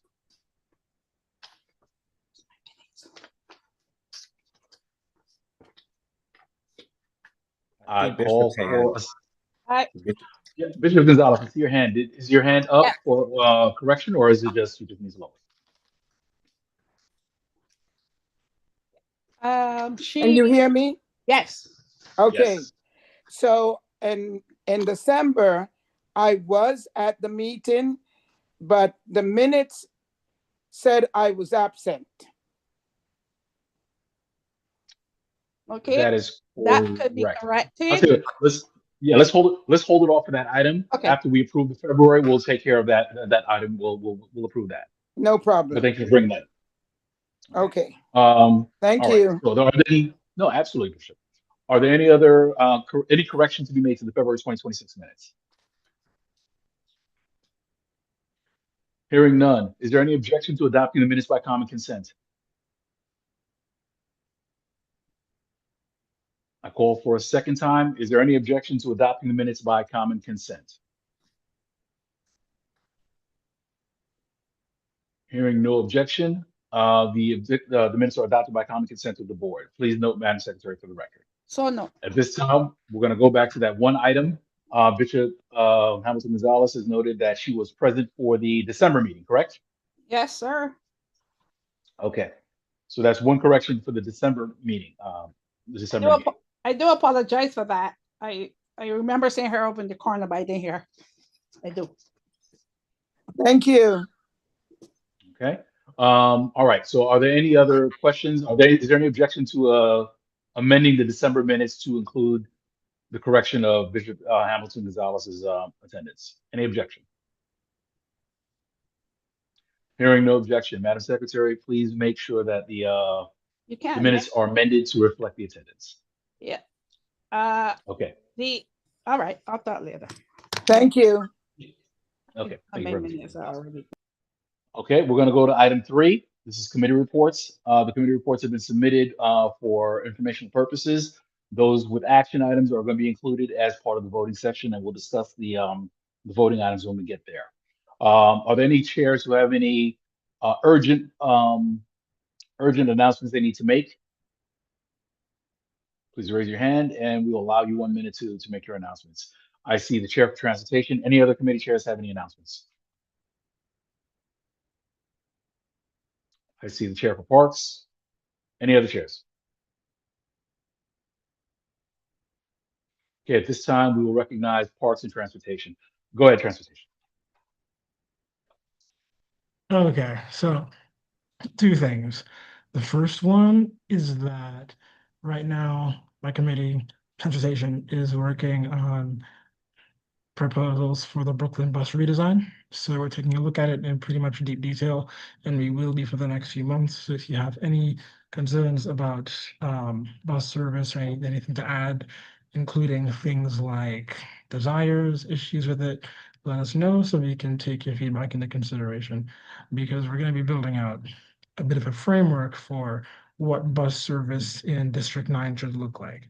So this is perfect time for you to bring your concerns and suggestions to us. The second thing is actually going to be about the bike lanes. I'm not sure everyone knows, but for a while we've been working on the Kingston Brooklyn bike lane situation, and it was paused last year, but the new mayor has unpaused it, and they are now moving expeditiously to install these. Maybe you remember over the past few months, I had been sort of warning the board that if we didn't vote on an improved plan, it will be imposed on us. And that is exactly what's happening right now. Luckily, we were able to actually get that vote out back in December, and we now have a plan that's more palatable than the previous ones for this district. And we will be working with DOT to make sure that they see it and can implement the plan that the board is poised to support, as opposed to the previous ones that will have less support from the community and from this board. So simultaneously, I want to thank the board for getting this out. At the same time, this is what we talk about when we say we need to move quickly, because these things take time, but we have to be decisive and quick when we make these decisions. Okay, thank you very much for that announcement. Okay, at this time, we'll recognize the Chair of Parks, Recreation, and Cultural Affairs.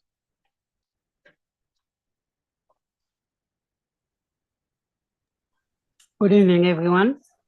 You guys can Good hear me evening. fine? Okay. Yes, we can. My announcement is that I'm urging everyone, especially for this coming blast, to go and register for the Brooklyn Park and Open Spaces Conference. That will be on March 28th, along with Prospect Park Alliance. Please go to get the flyer and register. I'm sorry, if you could hold on, Mr. Almanor, is that your phone?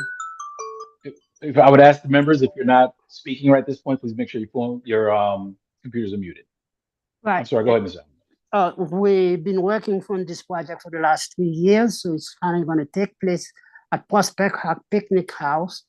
Go and register with the QR code to join. It's a whole little of activities starting from 8 o'clock all the way down, where all the Brooklyn Community Board Park and Recreation Committee will gather for the first time. That's going to happen. Please watch the flyer that's already in our email blast. If anybody needs more information, don't hesitate to contact me at 917-662-7480 or just send an email to the to the board office. Thank you. Okay, thank you very much, Mr. Almanor. All right, I will add one quick announcement for the Public Safety Committee. So the Public Safety Committee has been having conversations with respects to creating a framework for SLA applications. So we are looking at actually having a mock-up of a framework for the committee to discuss. So I am inviting members of the public and of the board to come to the upcoming March meeting, so that way you can provide input in terms of some of the proposed recommendations we may be having with respect to SLA applications. We've had conversations over the years with respect to conversations over timing, over where they're suitable. So we want to make sure we standardize around that and have a framework that is predictable both for the board and for applicants coming to the district. So again, that will be at the Public Safety Committee in March. The date will be publicized as part of the weekly e-blast. Thank you very much. Okay. All right. And with that, we are now going to go on to item 4 in the business session, the Treasurer's Report. Madam Treasurer, you have the floor. Yes, thank you. Well, good evening, everyone. Again, I think that everyone received the package in well, board members received the package in the report in the email.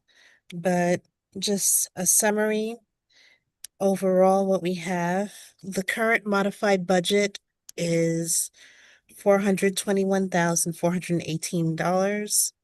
Of that amount, we've encumbered $48,049.37. The actual expenditures so far for the fiscal year are $239,653.24. And uncommitted, we have $133,715.39. And that's all for now. Thank you. All right, the report is for informational purposes. Are there any questions for the treasurer?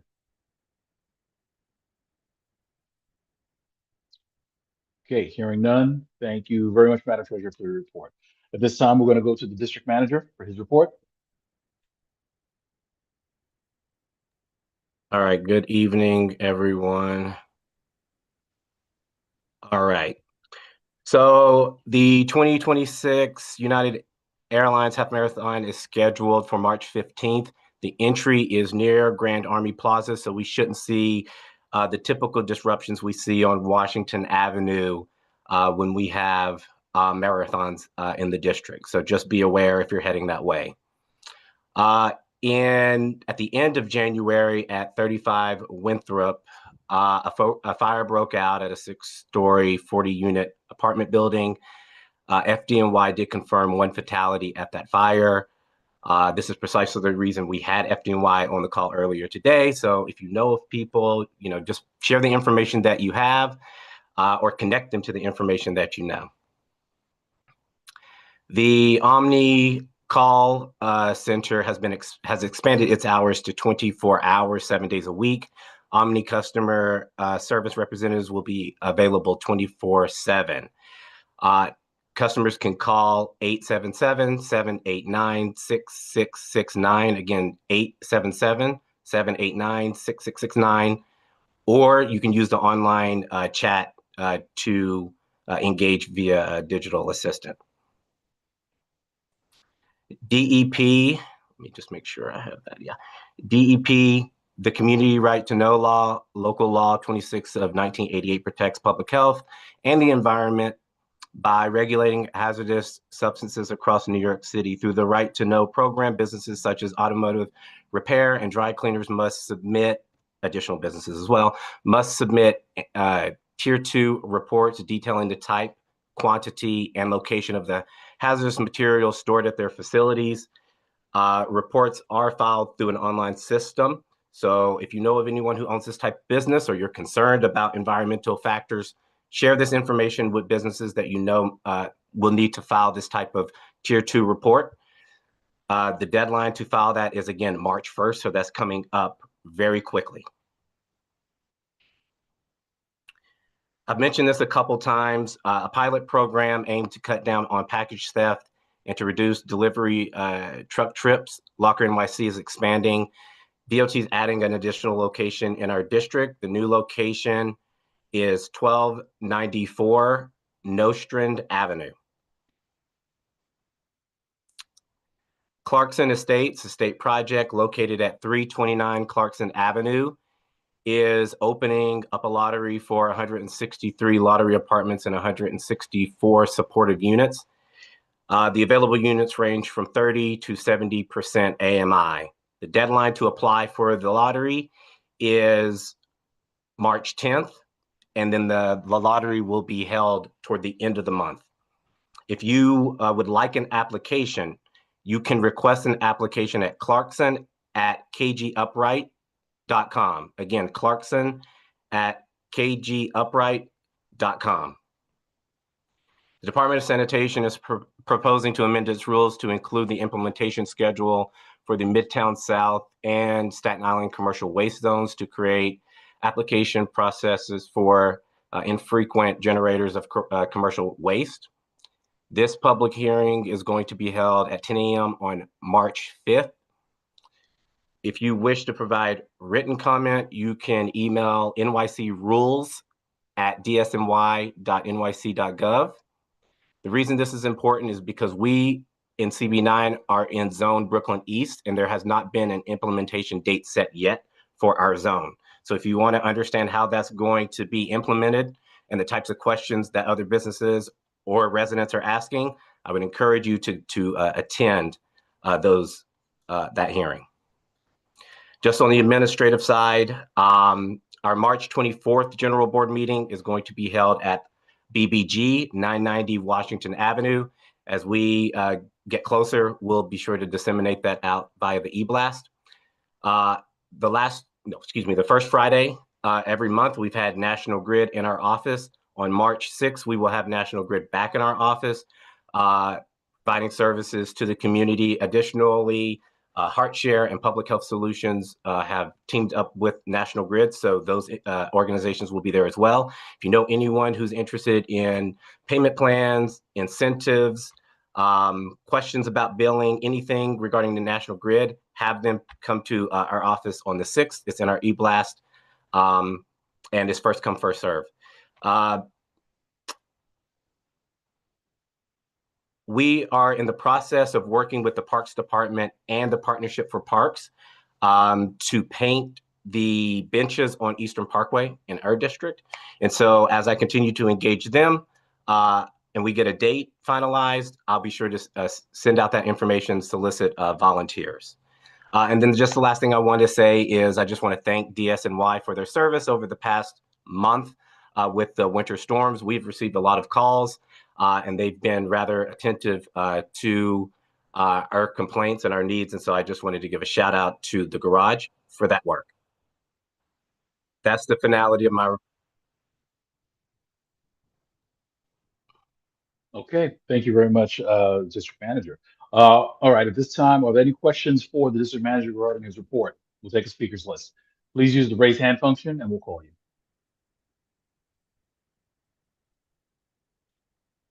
Call for a second time. Are there any questions for the District Manager? Please use the raise hand function. Okay, hearing none. Wait, Thank you I very have a much. question. I have my hand up. I can't find the I can't see that. raise hand on the thing.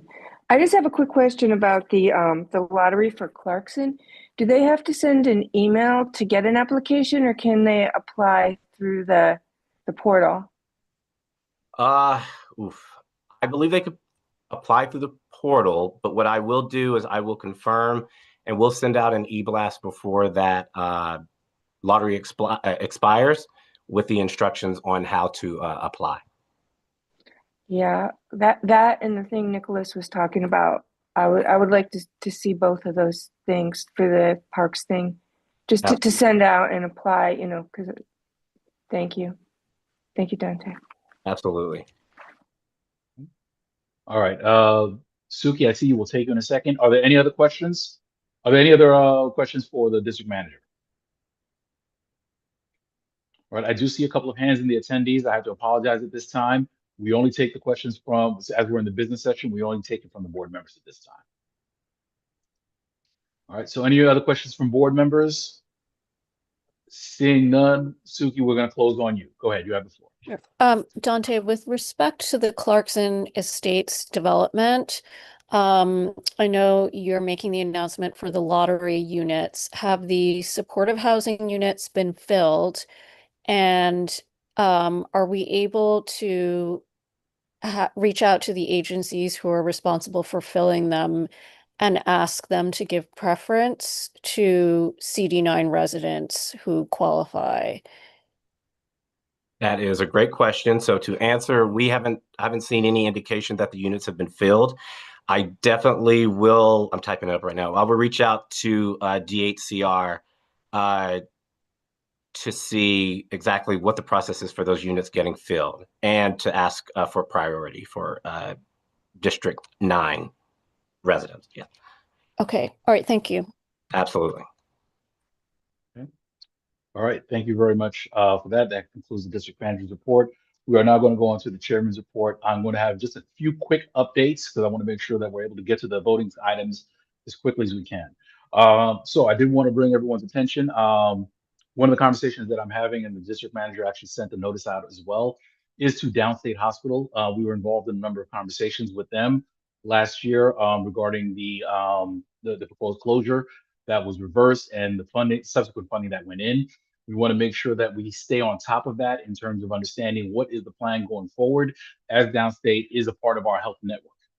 Even though the hospital is not in our district, it is still a concern of ours as we are in the catchment. So we are going to be staying on top of that, and we're going to give reports and updates as we go along. I also wanted to note that and thank the various members of CB9 who attended the listening session for Congresswoman Yvette Clarke's office that happened this week. The board was very well represented, and we got to hear a number of the things that she's proposing in Washington, as well as make clear what our priorities are in the district. Particularly, we've made our voices clear with regards to affordable housing and infrastructure and issues regarding immigration and enforcement. So we're looking forward to continuing that dialogue. And if you have issues or questions, please continue to let the board know, so we can also make sure that we're voicing those to the federal level as well. I wanted to take a quick opportunity to thank our Youth Service and Education Committee for a successful career fair that was held earlier this month, or last month.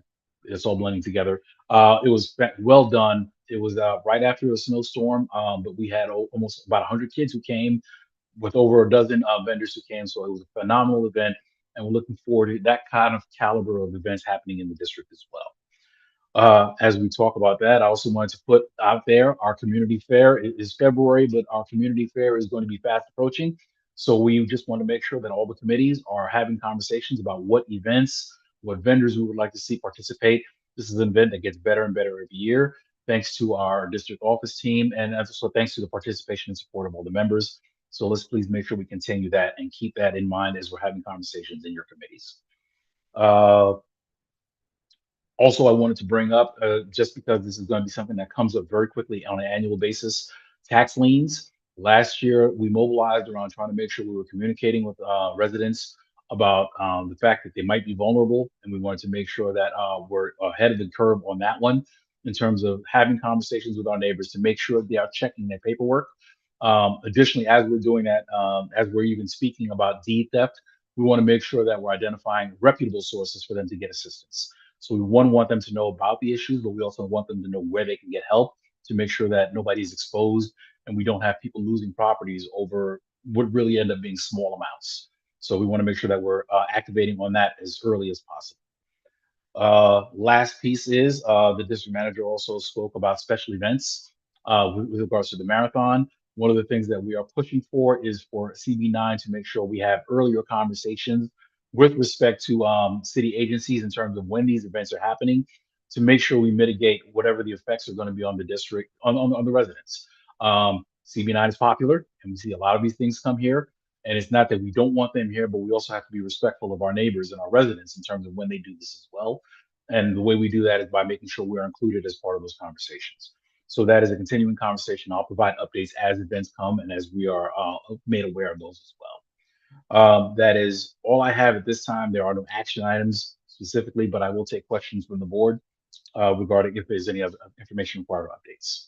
I would ask, please use the raise hand function so we can recognize you and create the speakers list.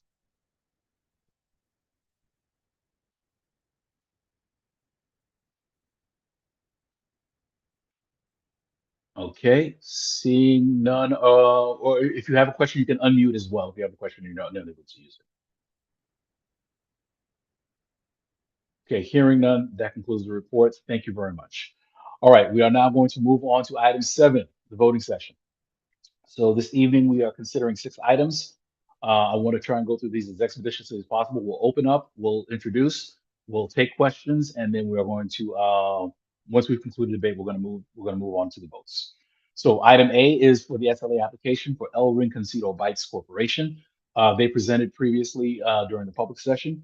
Again, so this application was received by the Public Safety Committee in, not this month, in January. Yes, no, actually in December.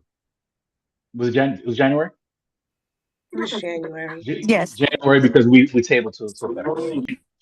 So it was received, it was tabled in February. At the public safety meeting in January, it received a vote, recommendation to approve with no objection. With the hours that were stipulated on the application. There was a question earlier about the hours that was listed on the application, and they had listed the hours that I said previously. We can give them again, yes. So the hours that were on the application for operation were from 11 a.m. to 9 p.m. Monday through Thursday, and on Saturdays and Sundays from 11 a.m. to 11 p.m. So that's the motion that we are voting on this evening. At this time, we will open the floor and take questions and go into debate. Are there any questions regarding the application? Please use the raise hand function and we'll take a speakers list. Ms. Westerdahl, I do see your hand waving. We'll take you first. Hold on. Any other questions? Ms. Benjamin, I see you as well. Hold on. Any other questions? First Vice Chair, I see you as well. Any other questions? Okay, so the speakers list, I see Ms. Westerdahl, I see Ms. Benjamin, I see Mr. Norville. Any other questions? Seeing none, we will close the floor on, we will close the list on those three names. Ms. Westerdahl, go ahead, your question. Yeah, I just want to ask about the residents that will be above this venue. Are they okay with it? The hours, we just know that with residential buildings, when a restaurant or bar comes in and they're loud and there is people living right above it, it results in problems. As we know, a similar venue on Nostrand Avenue, people moved because it was so loud, and there's ongoing complaints from local residents. And I do not want that to happen. I want the whoever has the venue to be okay with the neighbors and have reasonable hours. And, you know, as we know, with Barb's on Nostrand, ongoing noise complaints, and yet they were still approved for liquor license. So, you know, this isn't something where we could say, oh, if they get complaints when they come back, then we'll say no, because that didn't even come before the board. And I'm just concerned about the neighbors and their, the noise. You know, the noise complaint is primarily my concern. Have they talked to the neighbors? Do they have signatures from the neighbors, specifically the people living above the venue? Thank you. All right, let me do this as a process piece, and then Ms. Ruiz, if you wanted to speak to that as well. Hold on. Mia, can you confirm part of the application process is we require signatures from the neighbors, correct? Yes, that is correct. No SLA applicant is calendared before the committee unless appropriate signatures are submitted to the board. Thank you very much for that. Well, it's just signatures. It doesn't have to be from the people that are living upstairs. No, that's why we vet them when they come in. Correct. Thank you. Okay.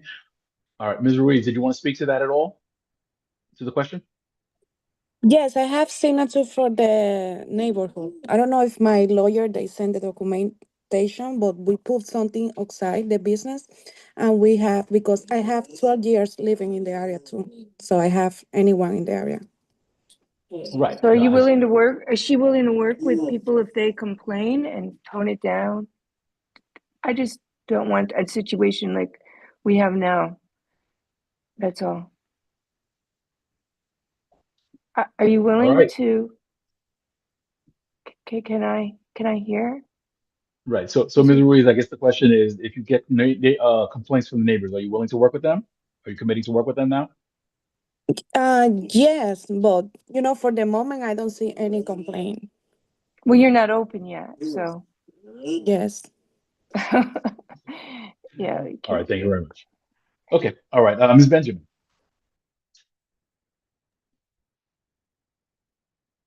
Well, good evening, everyone.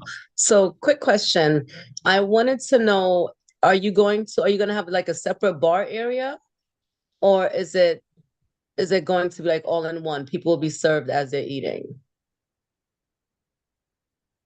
The restaurant will be I'm sorry, go ahead. the restaurant will have the kitchen and they will have like in the front a very small space with the liquors. With the liquor, okay, okay. Do you have anything in place just in anticipation of any issues that may arise?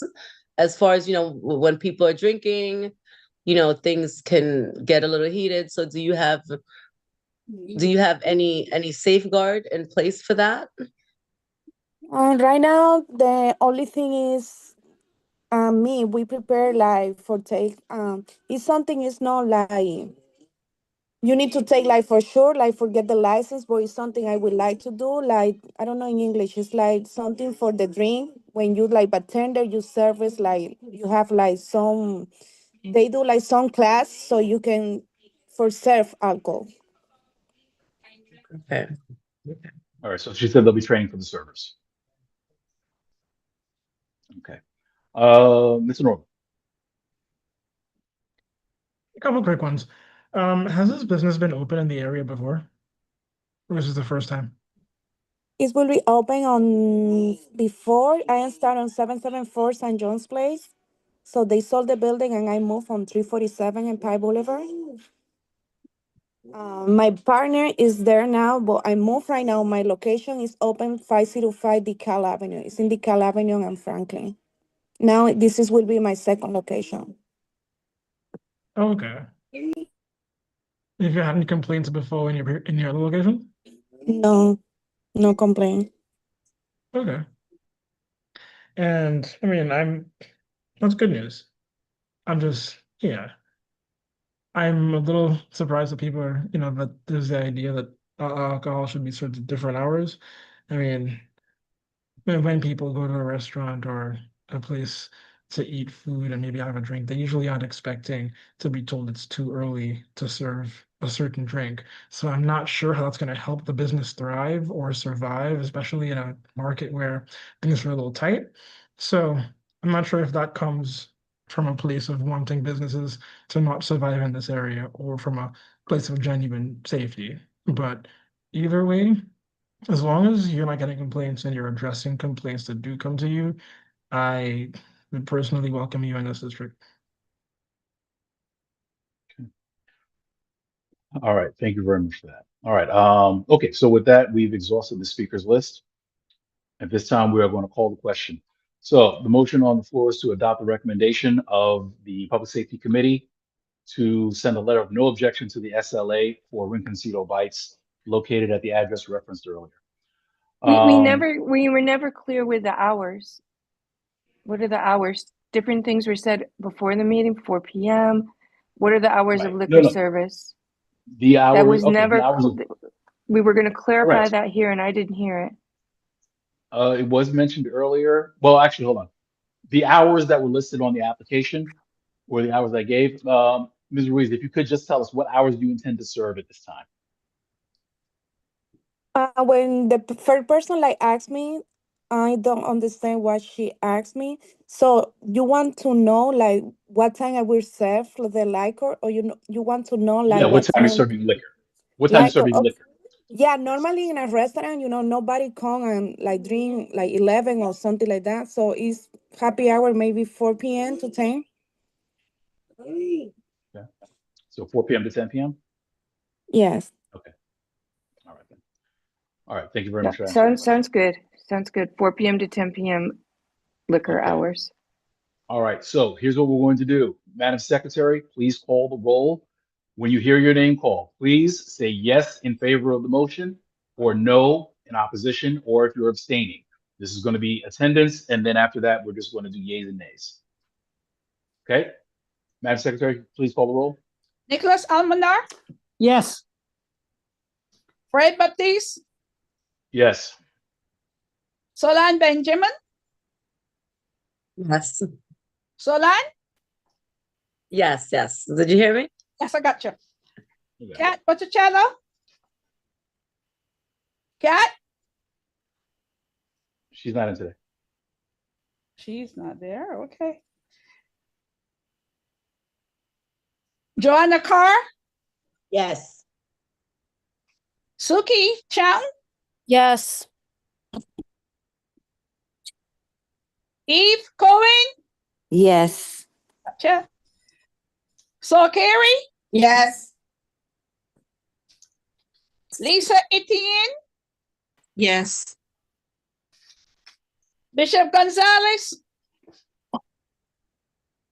Bishop Hamilton Gonzalez. Yes. All right. Shanna Hartley, Yes. Rod Herbert, Yes.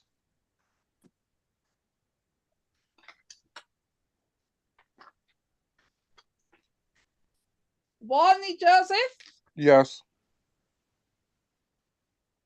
Renisha Labari, Renisha. Yes. Thank you. Maine Lecote, Yes. Francisco Leopold, Yes. Christian Laboy, Christian. Okay. Andrew Magnus, Yes. Letrin Lavina, Latrine Lavina, Yes. Marcia Maxwell, Yes. Vanna Mears, Yes. Vanna. Yeah. Thank you. Daniel. Thank you. Rohan Minong, Yay. Lati Muchin, Yes. Ethan Norville, Yes. Isaiah Pico, Yes. Vanessa, Yes. Felice, Yes. Minnie Rosenberger. Minnie Rosenberger,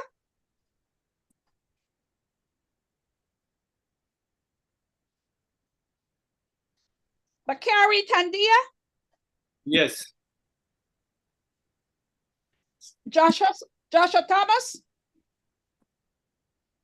Joshua, Yes.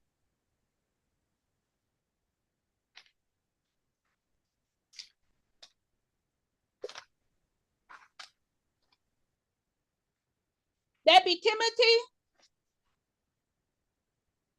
Yes. Linda Watson Lord, yes. Teresa Westerdahl, Mrs. Westerdahl. Yes, I keep getting muted. I don't understand. Yes, Okay, please. Joyce Williams, Yes. Lorianne Wolseley, Lorianne,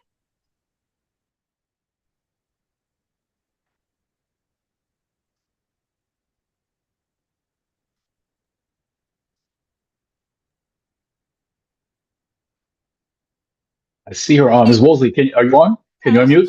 yeah, I'm looking for her. Sorry, I was having a problem muting myself. Yes. Okay, thank you. Okay. Steve, Okay. wait, Steve Zelter. Steve? Did he leave? Okay, Steve is not there. Okay.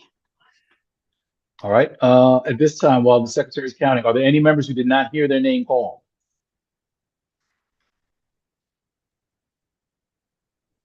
Call for a second time. Are there any members who did not hear their name called or did not respond to the previous roll call?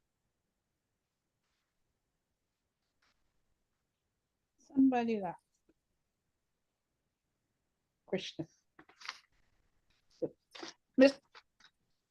Mr. Chair, I've got 33 members vote, all in favor, none against. 2 people seems to have left the meeting since we called the roll. Okay. Hearing 33 in favor, that's a majority. The motion passes. The letter of no objection will be sent from the board regarding this application to SLA. Congratulations. Right. Thank you very much, Ms. Ruiz. Okay, at this time, we're going to move on to item B, the Mount Prospect resolution. So the Mount Prospect resolution was sent to the, as part of the packet. This is a lengthy one. No, actually, yes, this is a lengthy one. This is calling for an investigation into the process for Mount Prospect in terms of the site selection, requesting documentation as well on the process, as well as a number of other items as well. We will open the floor. Yeah, this is placed in front of the board by the executive committee. The applicant can for leave presentation. now if she wants. We need to tell her because we asked her to stay. Ms. Ruiz, you still there? Ms. Ruiz, if you're still here, thank you very much. The board, okay.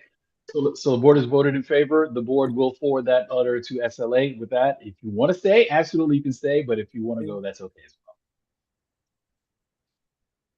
Okay. But Thank you. very Have a good much night. Thank you too. Good night and good luck. Okay. All right. So yes. So with regards to the Mount Prospect, so that application was presentation was given. You also heard a speaker from the group of Friends of Mount Prospect as well. At this time, we will open the floor for discussion, and then we're going to vote. All right. At this time, are there any questions regarding the resolution before the board? Please use the raise hand function.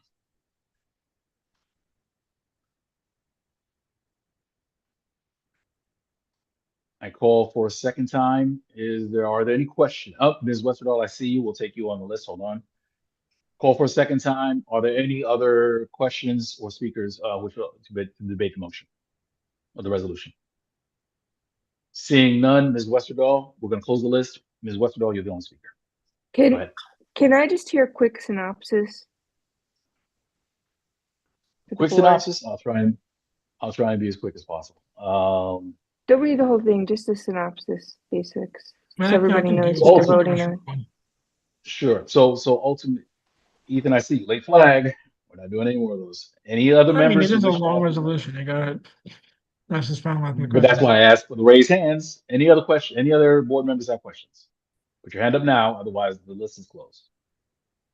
All right, Ethan, we'll take you after that. Right. All I right, so in just want terms to of- tell you, you may not see all of the raised hands in regards to the type of view that you have on Zoom. So just FYI. Well, no, the thing is, the raised hands pop up on the participant list, so I see them there as well. So that's part of the reason why I'm asking. If you're a member of the board, if you having an issue raising your hand, if you say it as well, I'll take your name. We'll take your name as well. But thank you for calling that out, Ms. Hartley. Okay, Ms. Westerdahl, back to your question. So this is going back to the proposal for a skate park to be erected at Mount Prospect. I can speak to this personally, where it's like I was invited to a listening session that was held about 2 years ago. This is held at St. Francis School. They gave some limited information about the project, after which it went dark, at least from the CB9 side. There are questions with regards to this project in terms of where it's going to be sited, why is it going to be sited there, how the funding is happening, whether it's the appropriate site, and just even to the point that was made as well as in terms of this is being done through CB8 when Mount Prospect technically is not in either one of the districts. So there's a number of questions regarding process and appropriateness, which is the reason why we are sending the request is for us to send this letter to request an investigation so that way additional information can be given to the public with regards to this project. Okay. Is that thank okay? you. Yes, that's good. That's good. I just wanted to hear and everybody who's voting No, absolutely. to know. Yeah, and there's some specific details in terms of other organizations that are calling for it as well, but we're signing onto this essentially. Okay. Great. Okay. All right. Ethan, go ahead.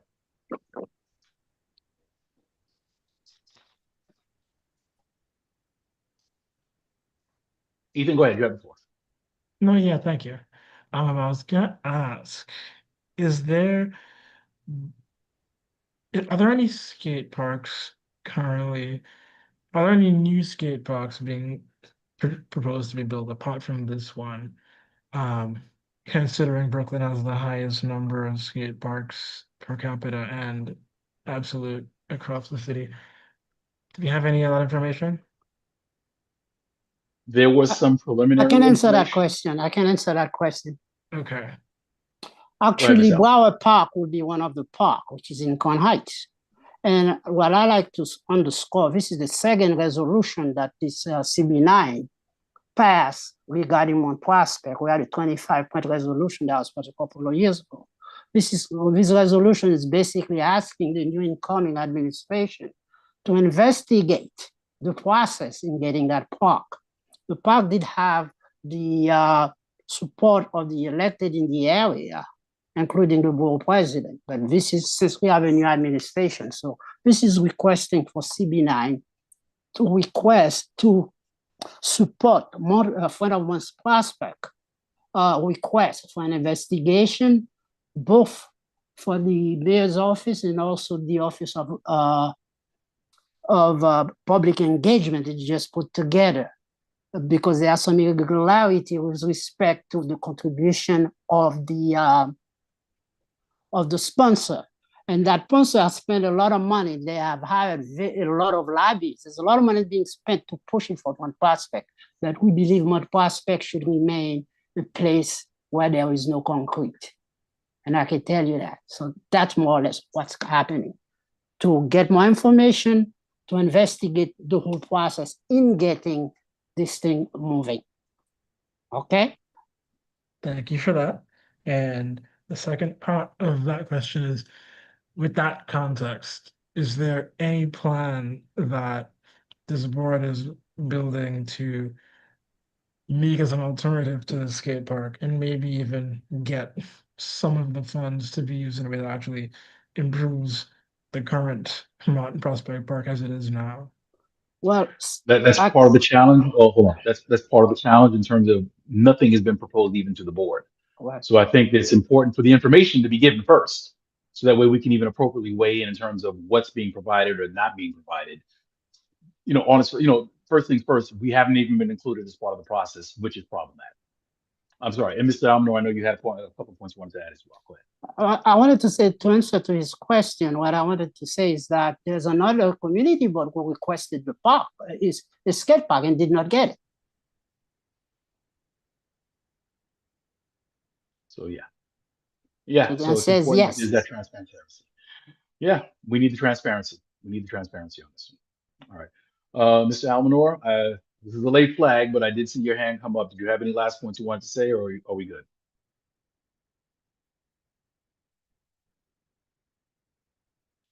All right, I'm going to leave the silence as we're good. Okay, so that closes the, okay, so the floor is closed on this. At this time, we're going to vote. All those in favor, this is where everybody unmutes. All those in favor of the motion to sign on to to sign the resolution, please say aye. Aye. Aye. Aye. Thank you. All those members who wish to oppose, please state your name for the record. I call for a second time. All those members who wish to oppose, please state your name for the record. Madam Secretary, please, no names in opposition. Any members who wish to abstain at this time, please state your name for the record. I call for a second time. All those members who wish to abstain, please state your name for the record. Madam Secretary, please note no names were mentioned in abstention. Hearing a majority of the board, the motion carries and the resolution is adopted. It will be transmitted by the district manager. Thank you very much. Excuse me. All right, we are now going to go on to the next item in the agenda, the biannual Parks Conference. This time I would ask for the Parks Chair, Mr. Almanor. I'm here, ready. Well, Okay, go ahead. This is a resolution that has been sent to every community board within Brooklyn to participate in the biannual conference scheduled for March 28th, Saturday, March 28th, along with the Prospect Park Alliance.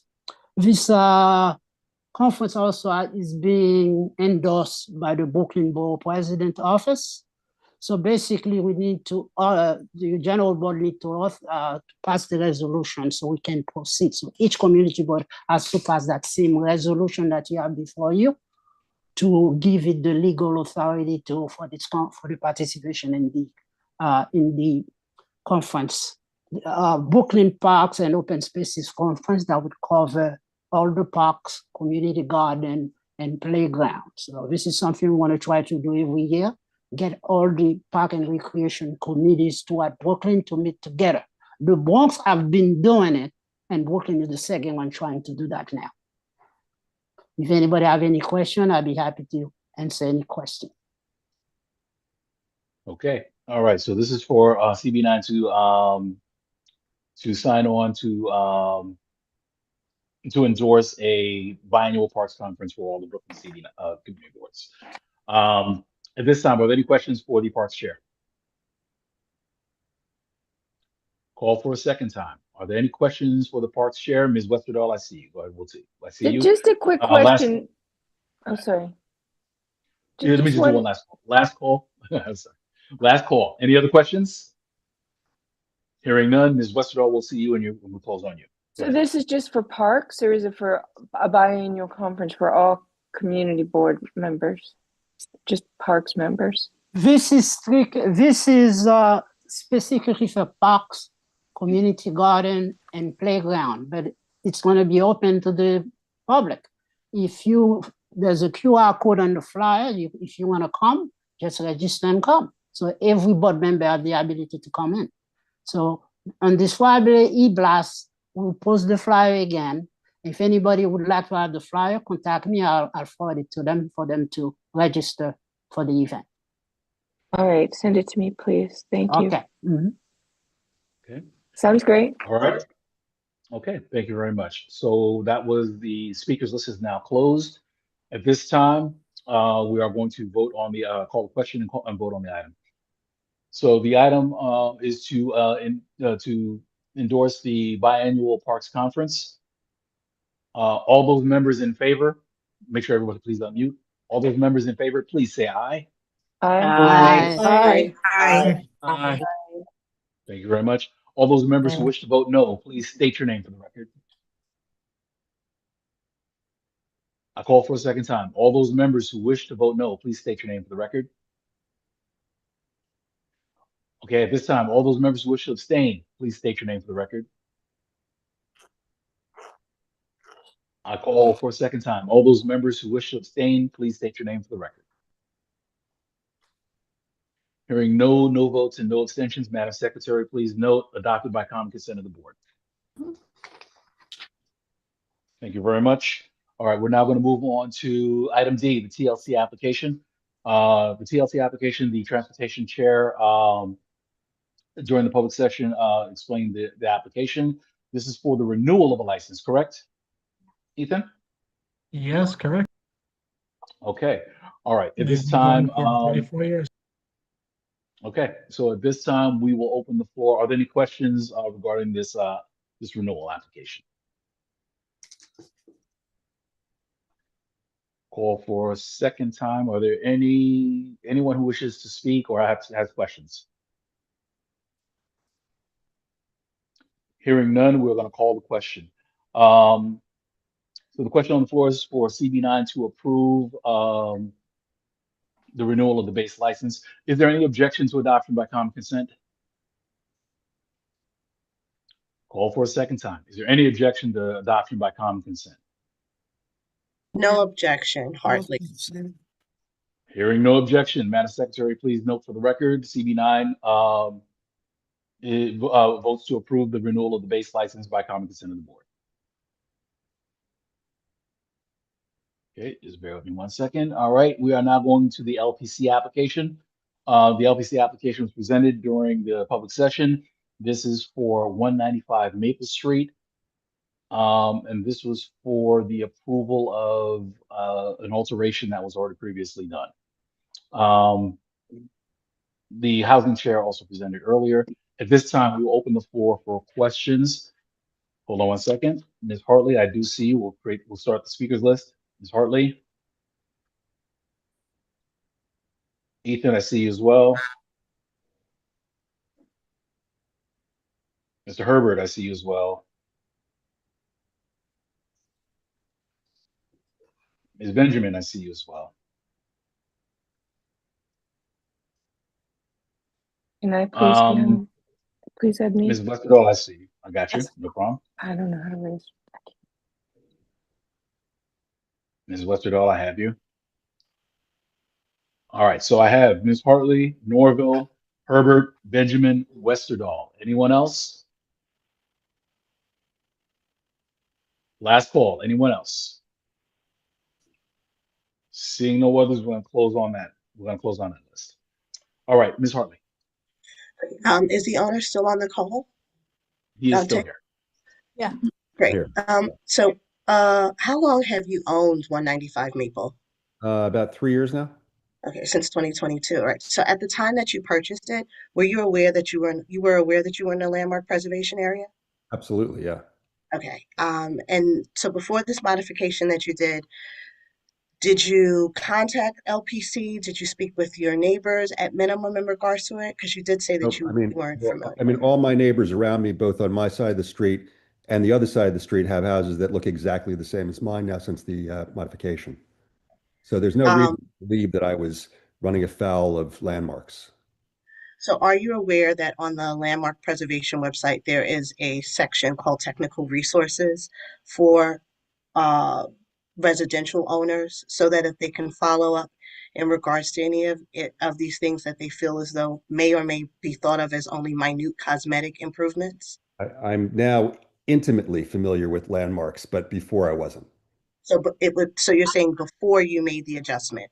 I was not aware. No, I mean, again, this was such a small change that, and it wasn't actually to the building itself. It wasn't to the structure itself. It was just to the concrete outside the house.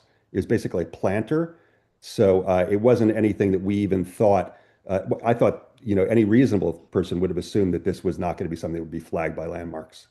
Right, but we do know that LPC is extremely bureaucratic, right? Yes, we do. And that's why, both between the two layers of community board and now presuming that, that nobody raises an objection here, I will have another round dealing with landmarks after this where I'll have to present in front of them as well. And they may make changes as well. So I don't know. I mean, they said even, after I go through community board approval, there may be some other, modifications that they ask me to do. So I just want to call out, and I'll sort of wrap this up. I've been on this board for 2 years, but I've been in this neighborhood a little bit less than when PLG became LPC designated. This was 1979. And one thing that was called out earlier in the session, Ms. Boyd actually called it out, is that we have seen an uptick in sort of the feigning, doing the modification, asking for forgiveness afterwards, and whether it's perceived as maybe ignorance or maybe just thought of as a minute cosmetic external procedure. I make it sound like it's plastic surgery, but it is sort of similar. What I think that I've been seeing, and whether it's maybe 2 or 3, I think it's been 3 in the past 2 years, is sort of this, I'm not going to say you've disregarded landmark preservation, but I feel as though when we are dealing with multi-million-dollar homes in landmark preservation districts, the homeowners need to be extremely sensitive to the pontification that comes from LPC. And one of the reasons I think that people are so strict to it is not because it's a bureaucracy, but the LPC is here specifically so that we can preserve the architectural, the historical, and the cultural significance. But also, one thing that we can sort of align with is that we see very often in non-protected areas that are not designated historical, is we're seeing this overbuilding. And so what we're not being honest with is that DOB is very aware of what LPC sort of is okay with. And so what I'm just asking is for our housing committee is that I know the initial sort of thought that came up earlier was we approved it in good faith, as you thought it wasn't a major cosmetic improvement. But what I think we really need to realize is that these minute projects can sort of be taken as a disregard to the infrastructure and to the bureaucracy. Well, let me not say bureaucracy, for the infrastructure that's been set up by LPC, but it's set up for a good reason, right? It's set up so that we don't see a 13-foot building go up in the middle of a row of townhouses that were built in 1890. And for aesthetic reasons, but also for cultural reasons, we maintain it there. So, I just think that our housing committee, we need to sort of, like how SLA, we're building sort of these parameters because this disregard of LPC to me, and maybe I'm sensitive in regards to being in this neighborhood this long, is that I feel as though the disregard for LPC and just making any minute adjustments that anyone wants to make is right up there with sort of like a disregard of sanitation or a disregard of property taxes. And if we sort of feign that ignorance and the disregard to the LPC, we're really setting ourselves up for, in the long run or in the long term, for a complete disregard for our historical districts and for, construction to just take place and, say, hey, you already, hey, LPC, we can do an audit. And you already, you weren't committed to this. And so we can do whatever we want to do. And so that's just my closing out in regards to this.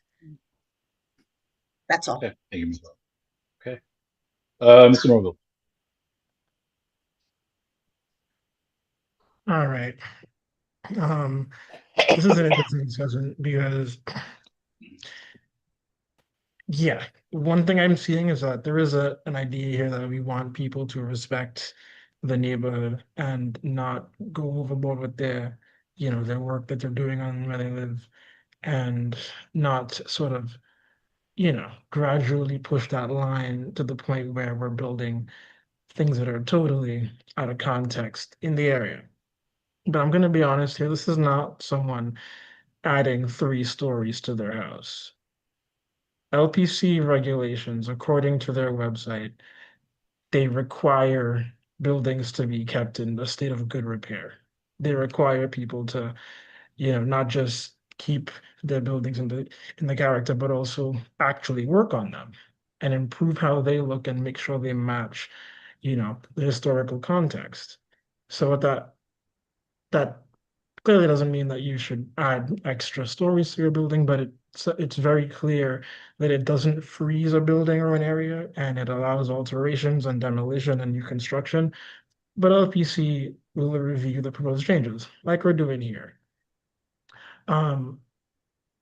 I struggle to see how this is different from the rest of the neighborhood. I have a hard time trying to see this even as a modernization because it doesn't look like one. It looks like someone simply taking good care of where they live.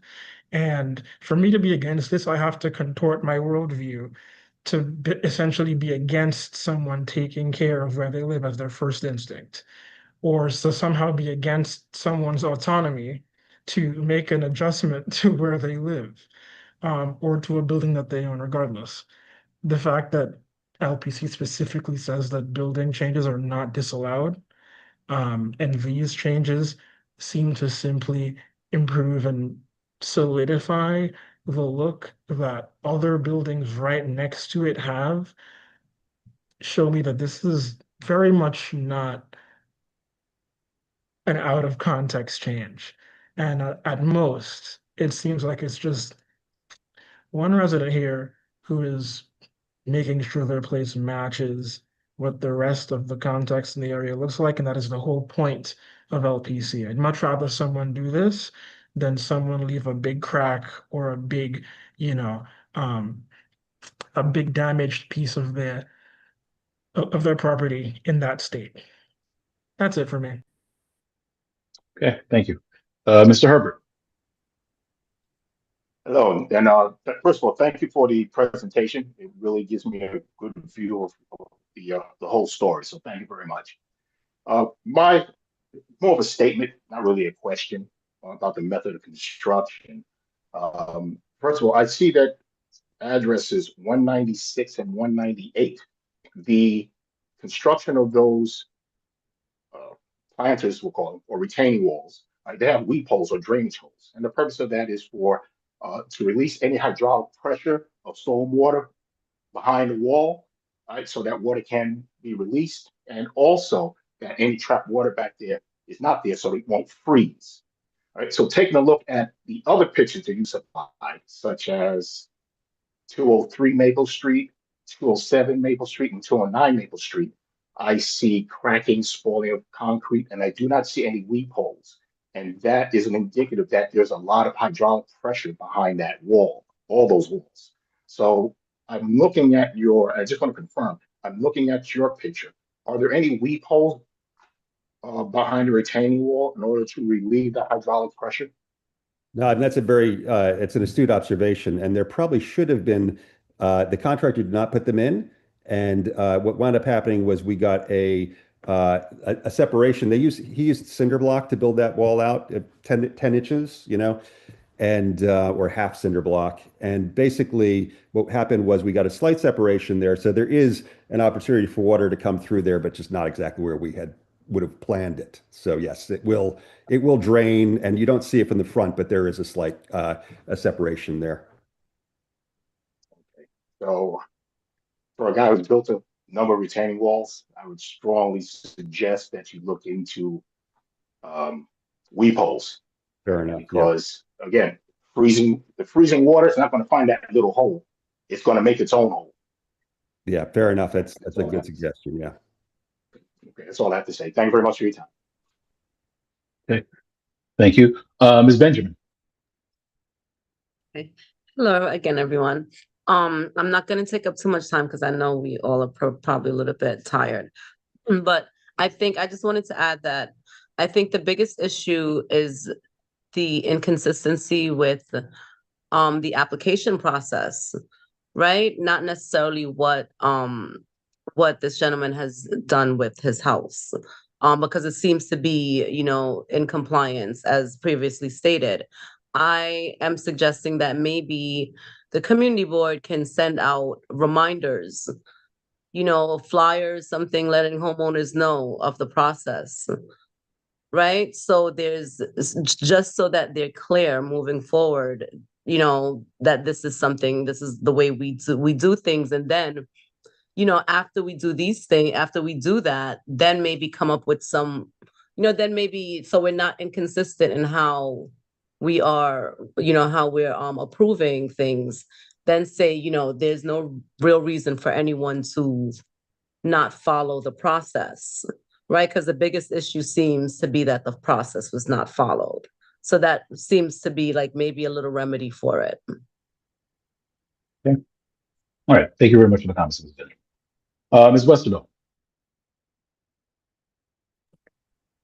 Yeah, well, the devil is in the details, right? So I'm wondering, you know, when you say you changed it to match your neighbors, I think the idea of historical preservation is not to match all your neighbors, it's to preserve the uniqueness of your building, including the fence. And that fence is what we see when we walk through the neighborhood, right? We want to see the uniqueness of each building.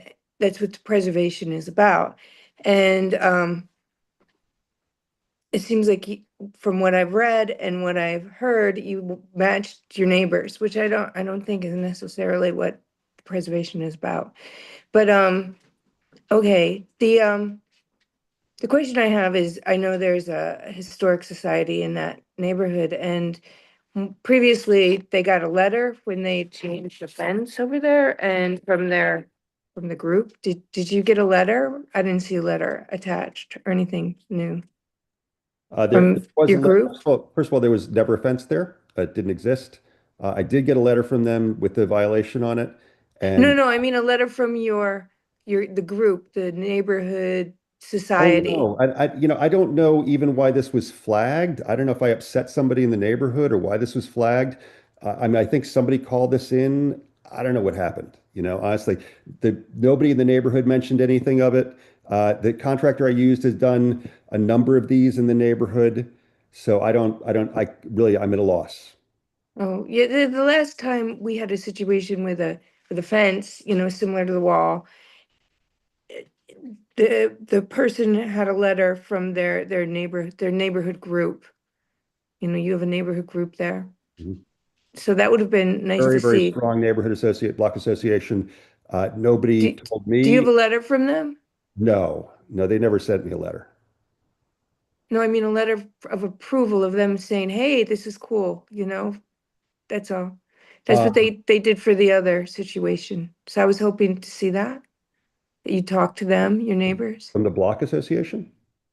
The neighborhood association. I don't know. PLG Suki's on a call. Oh, I mean, I spoke to somebody who's on the community board, who's a neighbor of mine, who said, you know, that's fine. But I mean, I never received letters from the neighbors. Now, was I supposed to solicit a letter from the neighbor?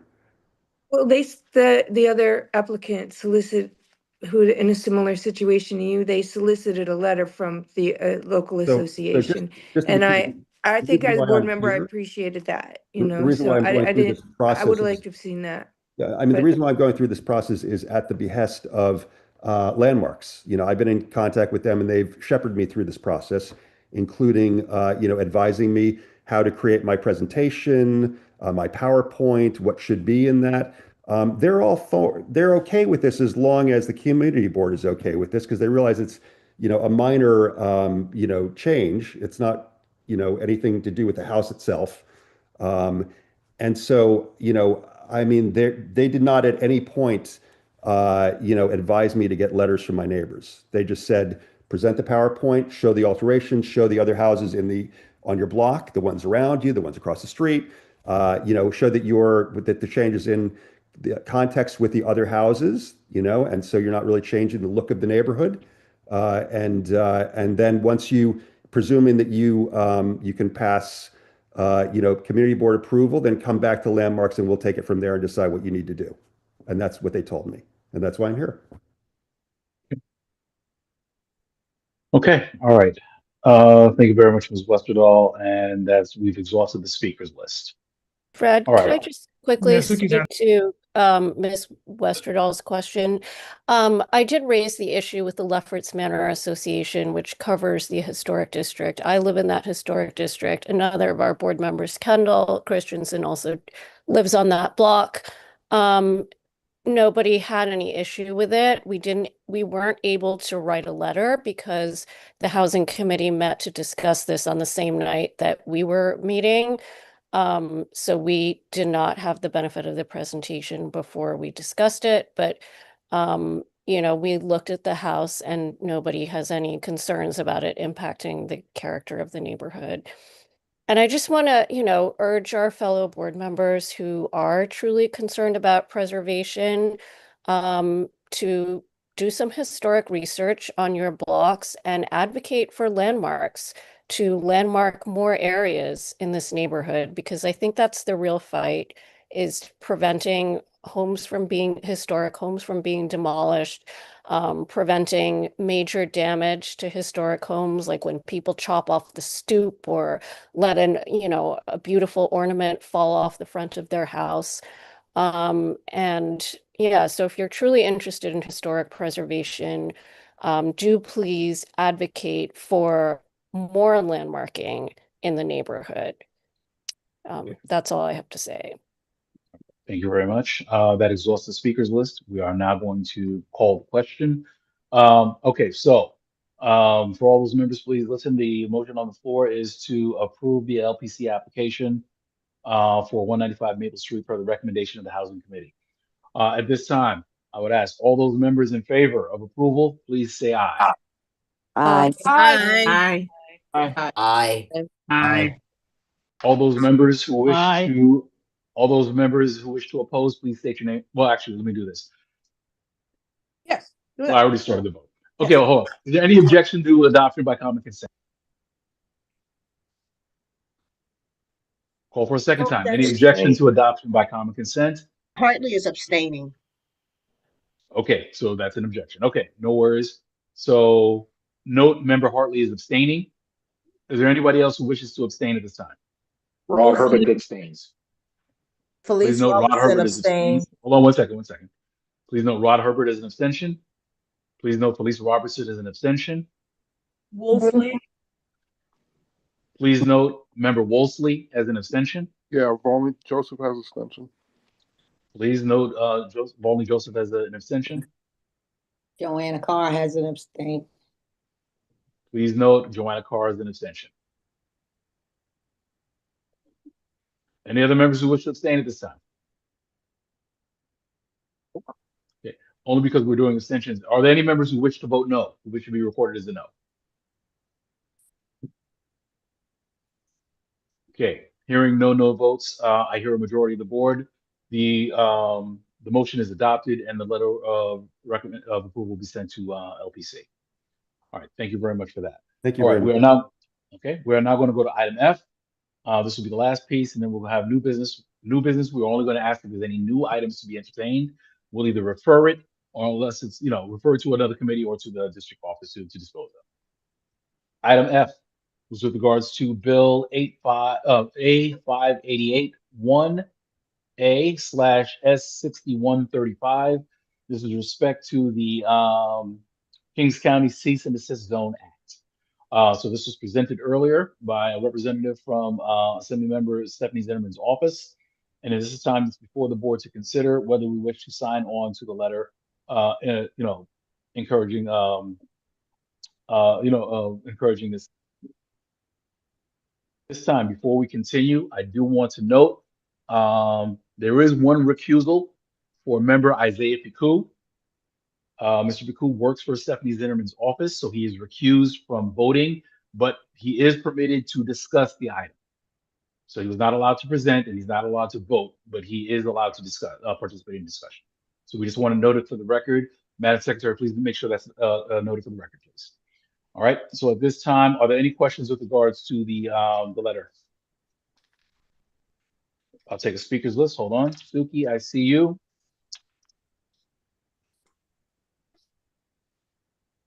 Are there any other questions with respect to the letter? I call one final time. Are there any questions? Anyone who wishes to speak on the motion? You can unmute yourself if you are unable to raise your hand as well. I'm going to close on Suki. All right, Suki, go ahead.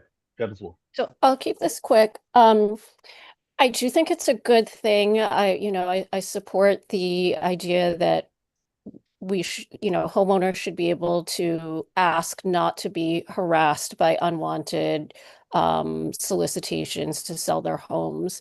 But I did want to ask the representative from the Assembly member's office if there's discussion at the state level, and I think it would be a really good thing to also have discussion at our housing committee around some of these issues, also related to deed theft and other, ways that people are losing their homes, how we can strengthen this bill, because, I think the people that are complaining about getting these solicitations are the ones that are saying no. Like my neighbors and I get these, things in the mail all the time to ask us to sell our houses for cash or whatever, and we don't like it. And we're the ones who are saying no, and we're not, responding to these.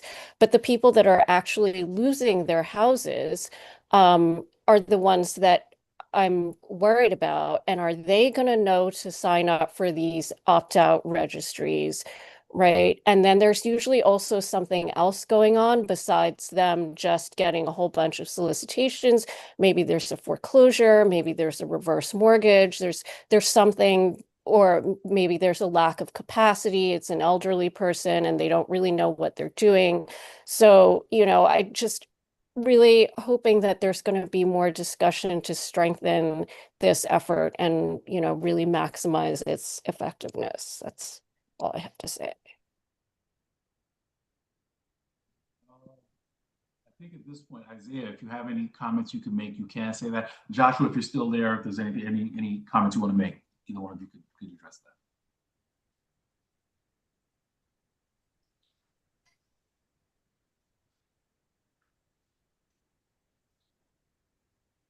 I've asked them to unmute. Give 1 second. Hello, can you hear me? Yes, we can. Yes, I'm here. Sorry. Right. So there was a question from one of the members about other efforts with regards to the process. Suki, if you could just 10 seconds, if you could just tell me.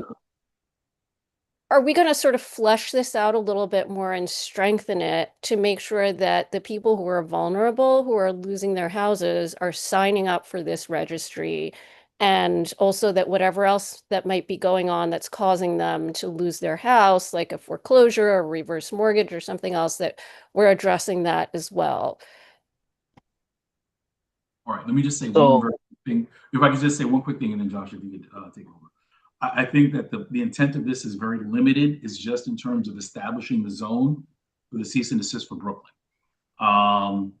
There are definitely other aspects and measures that need to be done. And I believe Josh did say that there are other bills that are being done and other methods that are being done.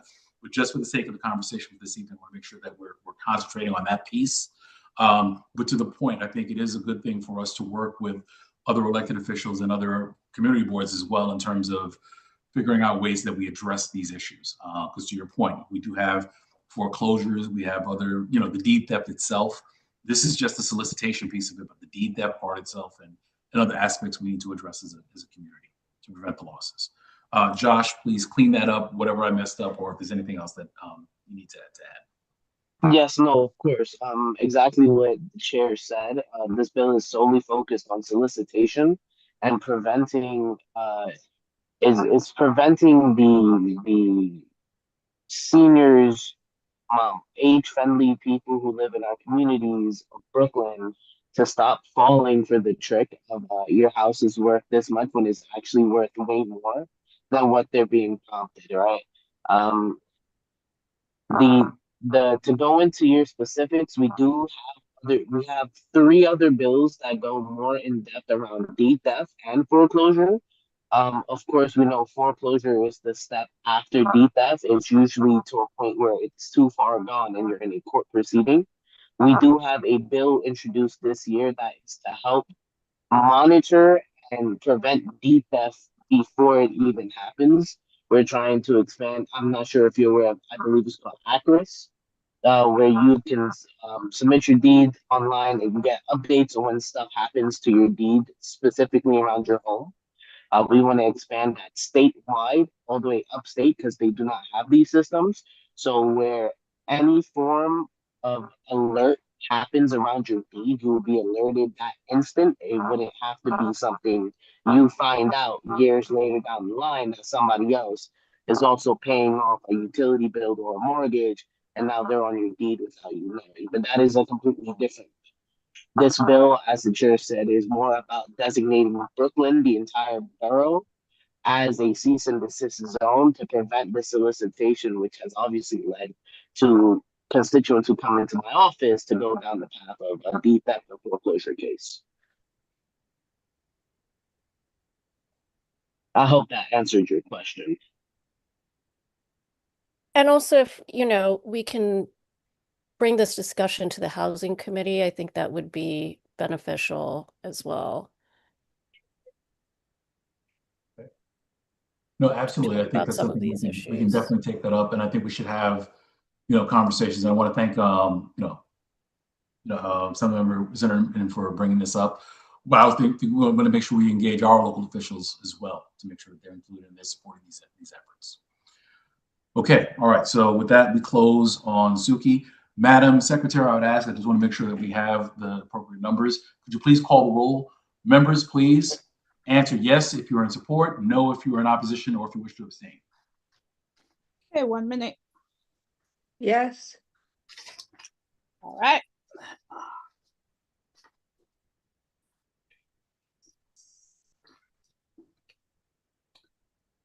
Nicholas Almanar?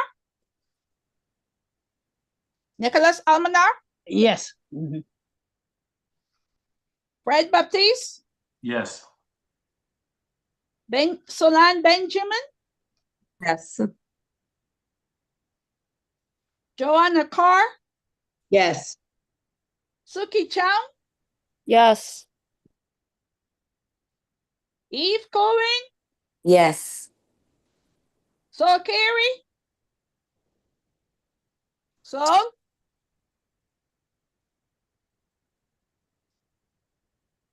Lisa Etienne? Yes. Bishop Hamilton Gonzalez? Yes. Shauna Hartley? Yes. Rod Herbert? Yes. 1 minute.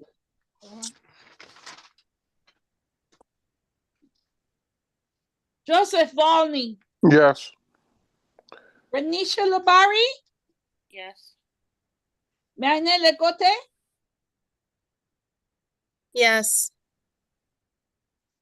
Francisco Leopold, Yes. Christian LeBoy, Magnus Andrew, sorry, Yes. Andrew Magnus, sorry. yes. Good. Latrine Mavina, Yes. Marcia Maxwell, Yes. Vanna Mears. Yes. Was there somebody saying yes? Okay. Rohan Minam, Rohan, Latimuchin, Yes.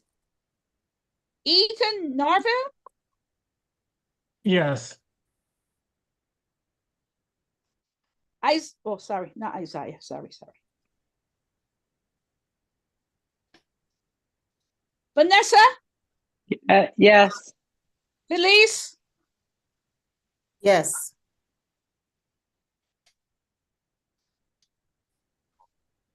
Bakari Tandia, Yes. Joshua Thomas Serrano, Yes.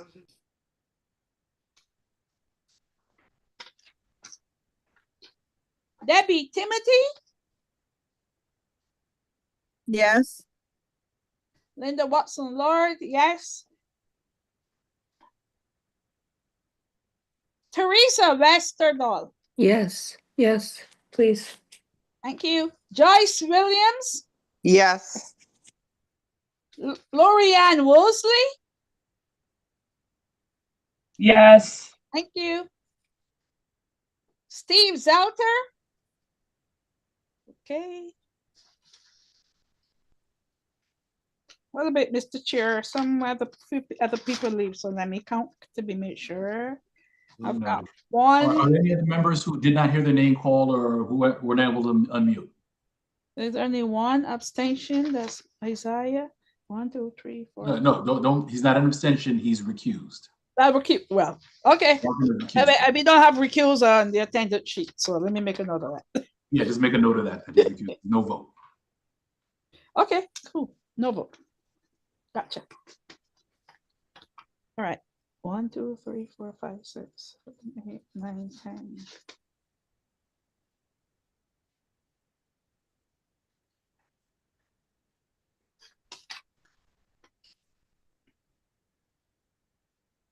I have a vote of 29, all in favor.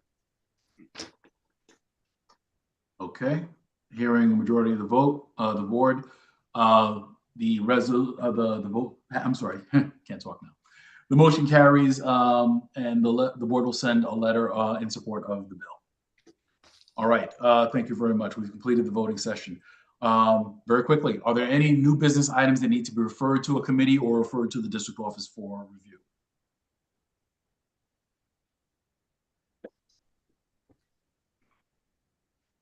Okay, hearing none, I want to thank everyone. I know this is a long one.